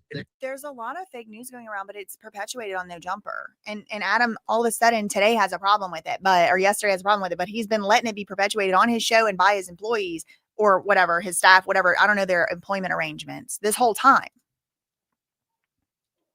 Yeah. So prove that is wrong. Prove that what's in the paperwork is wrong. The best thing you can do is go back and forth. Why would you want to stand on that hill? Why would you want to stand on that side of the back and forth where the nasty Nates is? So you want to protect the nasty Nates when everybody's saying that they nasty Nates. You want to protect them and go back and forth because that's good for the algorithm as far as you're concerned? It's nasty. They said that's part of gang culture. Apparently, that's what they're trying to say. This is what these niggas is trying to say, bro. That's what it looked like to me. I'm gonna be honest. Well, it makes sense, right? Because we all know that they target young boys, correct? To join the gang, and I mean they look down upon if you join the gang in your 20s and 18 and all that, nigga. Yeah. I mean, you should have got put on the set. He was 12 and all that, right? So I mean, what would make it different if it was with the females? It's the same thing. It's the same exact thing. Y'all target the youth. Youth targeters. It's the word. I was for damn near a decade player. You feel me? I'd probably be damn near young enough to go there at the time that shit was open. All you gotta do is nigga walk past the daycare. They gonna say you're stealing babies. Like the internet is just. I'm just somebody gonna get a picture of it. Babies. If the picture looks shady enough, watch this. Watch what It's not the internet saying it. Stupid. It's the feds. And they ain't just saying it over there in the indictments. The New York Times is saying it too. This is so far beyond the internet. Now, what I will agree with Munchie B on is that whoever named Nova's name was somebody on the internet. That wasn't the feds. They didn't name her name to the public. No, they didn't. So who snitched on Nova? It was grown men. All crazy shit. Touchdown! Boom! Let's get the babies to singing lullabies. Hey, let's let it. Unfortunately, it doesn't work like that. See, what happens is the reason why they know that these people be around the foster homes is because the people, the kids from the foster homes, they said it. Body snatchers. That's what's going on. So these are things that's really going on. Oh my soul! This is crazy work right here. Like Travis Barker, I believe posting that on the internet. There's only certain people that got some little validity. You know what I'm saying? Like people be talking some stupid shit. Right, because we all for a moment there forgot that we have no reason to think that P4K was ever pimping Nova. But I've seen so many YouTube titles like that. It's almost. We all did not forget that, okay? Because I never forgot that. So maybe that's who Munchie B's talking about. That I'm the only person left with any validity. But everybody else, I mean, not my cousins, obviously, but everybody else was like, oh, P4K, this, that. Even with the ages lining up, the P don't line up with P4K being the one did anything to Nova. The person who said P4K and Nova together was ATM Richie. And let me just say this. Nova said that her first boyfriend, her first P word, whatever, name was Antoine, and he beat her up. Okay, Antoine's a very, very common name. Okay, first of all. But ATM Richie's middle name is Anton. Okay. Now, ATM Richie was not even mentioned in the Hoover indictment, but it was ATM Richie that was so comfortable threatening by name Nova. She better know. Nova knows what time it is. She better stay out the way for better days and better plays. Now you tell me, who would have the audacity to go publicly and say something like that to not only Nova, but to Nia, somebody that maybe thought that they had some type of ownership over them at any point in time, maybe somebody that thinks that his property, his perceived property is stepping out of line. I don't know. Oh, I went to school with somebody named Antoine. I promise you it's not the Antoine she's talking about. I mean, it's very, like I said, common name. But there's like not even that much. There's not even that much evidence in the documents, since we're talking about paperwork, to connect P4K to being the one that did something to Nova. You know what the evidence in the documents allows for it to be, though? Maybe a Maya Lady Duck, because she's alleged to have a girl that was 14 years old during the same exact time Nova was 14. Now, is that necessarily saying it's Nova? No. Darrell Robinson is P4K, PK4. The ages don't line up. If he's alleged to have done something to somebody 16, Nova's not even 16 yet. So that actually is evidence that excludes.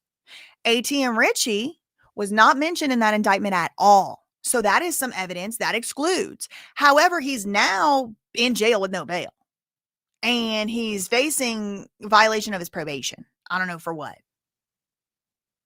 And his middle name is Anton, maybe not Antoine. But like, you see how it's just easy to just try to put this on anybody? That's why it was inappropriate and unacceptable for WAC 100 and ATM Richie to ever come out and be saying this little girl's name like this. And then Adam's like, we all just believed it for a minute. Well, maybe if y'all would have, I was going to say maybe if y'all would have read, but I'm not even going to say maybe if y'all would have read. Maybe if y'all would have listened to me, because I was saying it the whole time. There's no evidence that it's Nova, and it's putting her life in danger to pretend that it is. And maybe ATM Richie was doing all that just to get the heat off him. I don't know. The man seems like he's got brain damage, so I really don't know. Remember that was fake. Hey, that shit was funny, bro. Yo, bro, in the paperwork it said he was moving around with a 13-year-old, bro.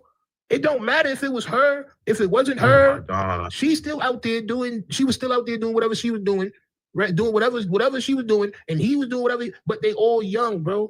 Like, it don't matter. People ignoring the fact that these is minors, and you trying to point at, well, it wasn't over though. Like what? Yo, gang. What did the paperwork say though? Right. What do the paperwork say? This is why that nigga's in PC. This is why he's in PC. He gotta be. He can't walk the yard. He get cooked. Come on, bro. All right, That's cool. like So protective whether or not it was Nova or not, right. y'all right. I don't know, bro. Really I just think it's nasty when people just like they move the goalposts. They don't want to accept no type of responsibility or none of that shit for what's going on. They just, oh well, we don't know who he was doing it to, so it don't matter. No. It still matters because he was doing it, champ. He was doing it. Yeah, this one. No. She told me, I only seen her one time, and he said, I got the bounty shoes on. Like, I can't. Hey, the only time he seen her, so he bagged on her, bro. He just, man, let the courts do their job, man. God damn it. Yeah. Free all the innocent people. Don't say free a male. You said I said free all the innocent people. Free all the foster home lurkers. What, Munchie? Free all the innocent people. Don't say free a male. You said I said free all the innocent people. Free all the foster home lurkers. Nah, not that. Oh, not that. This shit is so funny, bro. It's funny for kids to I get will groomed say, into. at least Aunt Heavy, even though he was doing the cackle laugh, at least he said, no, we're not going to free the foster home lurkers. Because Heavy was kind of saying, like, no, that's not true. That doesn't happen. But, like, if it's true and it happens, no, don't free them. Constitution, that's hilarious, right? Okay. Free all the foster home lurkers, right? All right. Listen, and then you're gonna say, oh, they act like it's not human, bro. Who's laughing about who thinks that's a joke? Who besides you and your nasty constituents, champ? Oh my soul, you and your nasty people, your other nasty Nathaniels, champ. How about no? How about we don't free them niggas? As a matter of fact, Trump is trying to make sure that all these traffic niggas get the penalty, the ultimate penalty. He needs to get boomed. He's trying to boom y'all. Listen, give them the penalty. I am no Trump fan, all right? But a broken clock is right twice a day. I think X crimes against children, death penalty. I think that's the only way to go. I would actually get my behind down to the voting polls to vote on it. Yep, could it be used to unfairly target maybe, but like at this point, y'all, like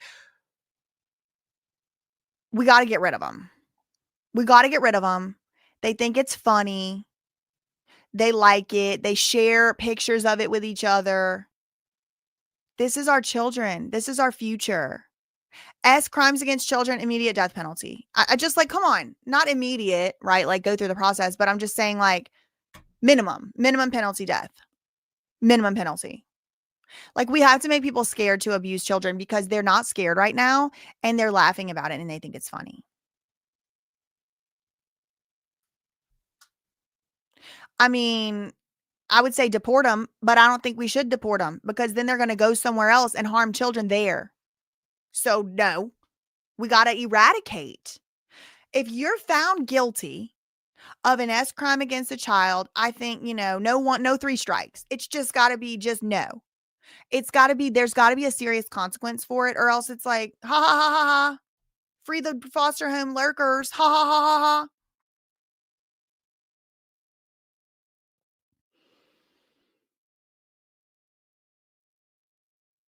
Thanks so much to New Life Plan for the $9.99 super chat. My check signer learned Starfleet lyrics in response to my not answering emails until they do it.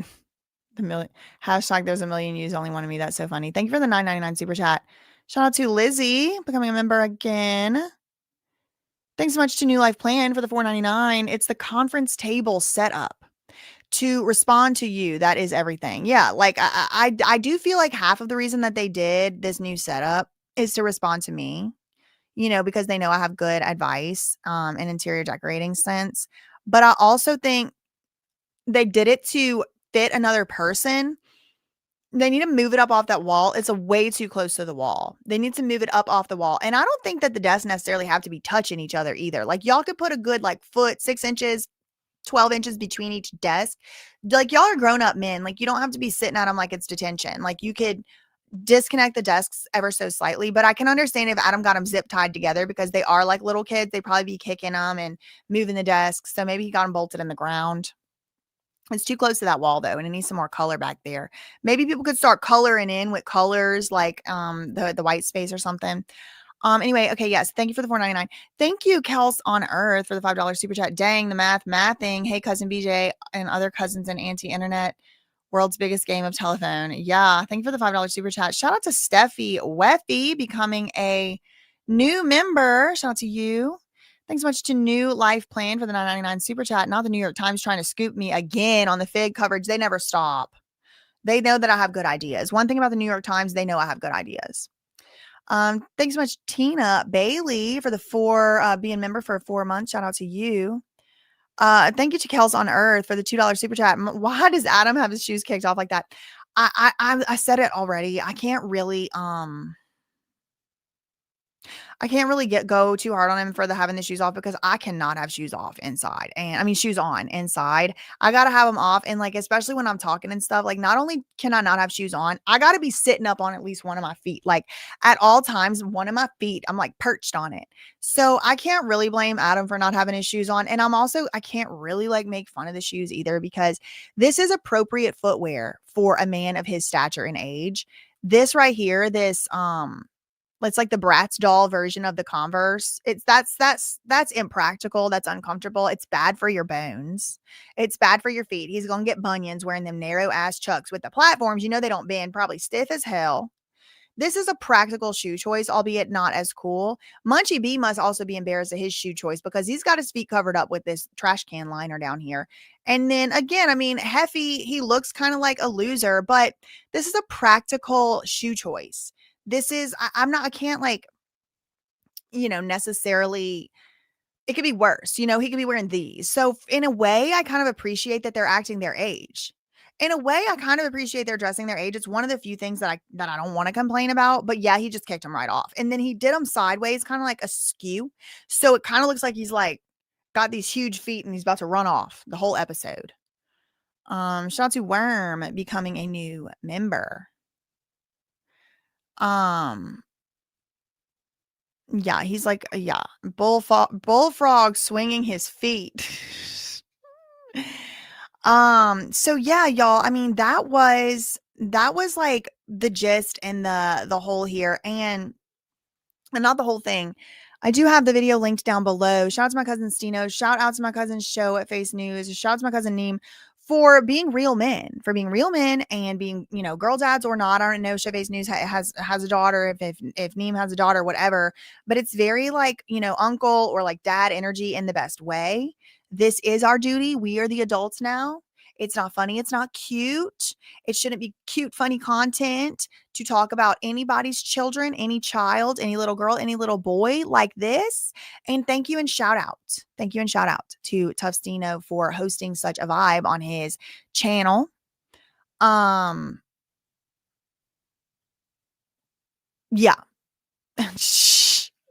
Mary Jane said, I know it smells like feet in there. I mean, it does. It looks like detention desk. That's what I've been saying. That Instagram link says it's broken. Oh yeah, make sure y'all got my right Instagram links and all. Thank you for the content. You have definitely been getting me through these last 2 hours. You're welcome. Yes, consider becoming a member. Okay, that's all really for this one. I'm gonna go do some other stuff right now. Let me see who else is. If there's anybody live, I can lead y'all to. Let's see. Who's live out here? Is Rabbit? Is Neem? Who is it? Who is live? Let's go to the back end here.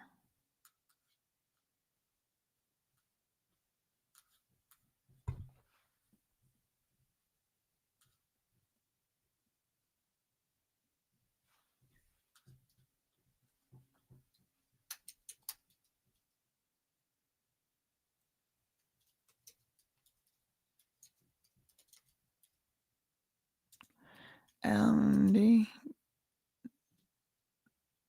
Oh, it says upcoming. Okay, I don't know when that's coming out, but let me see who else is. Anybody have anything in here? Bye, cousins. I'm gonna redirect y'all to somewhere. Oh, it's scheduled. Oh no, that's not it. No, that was a long time ago. Let's go to, what about Rabbit? Down the rabbit hole. News. No, I guess nobody's live. No.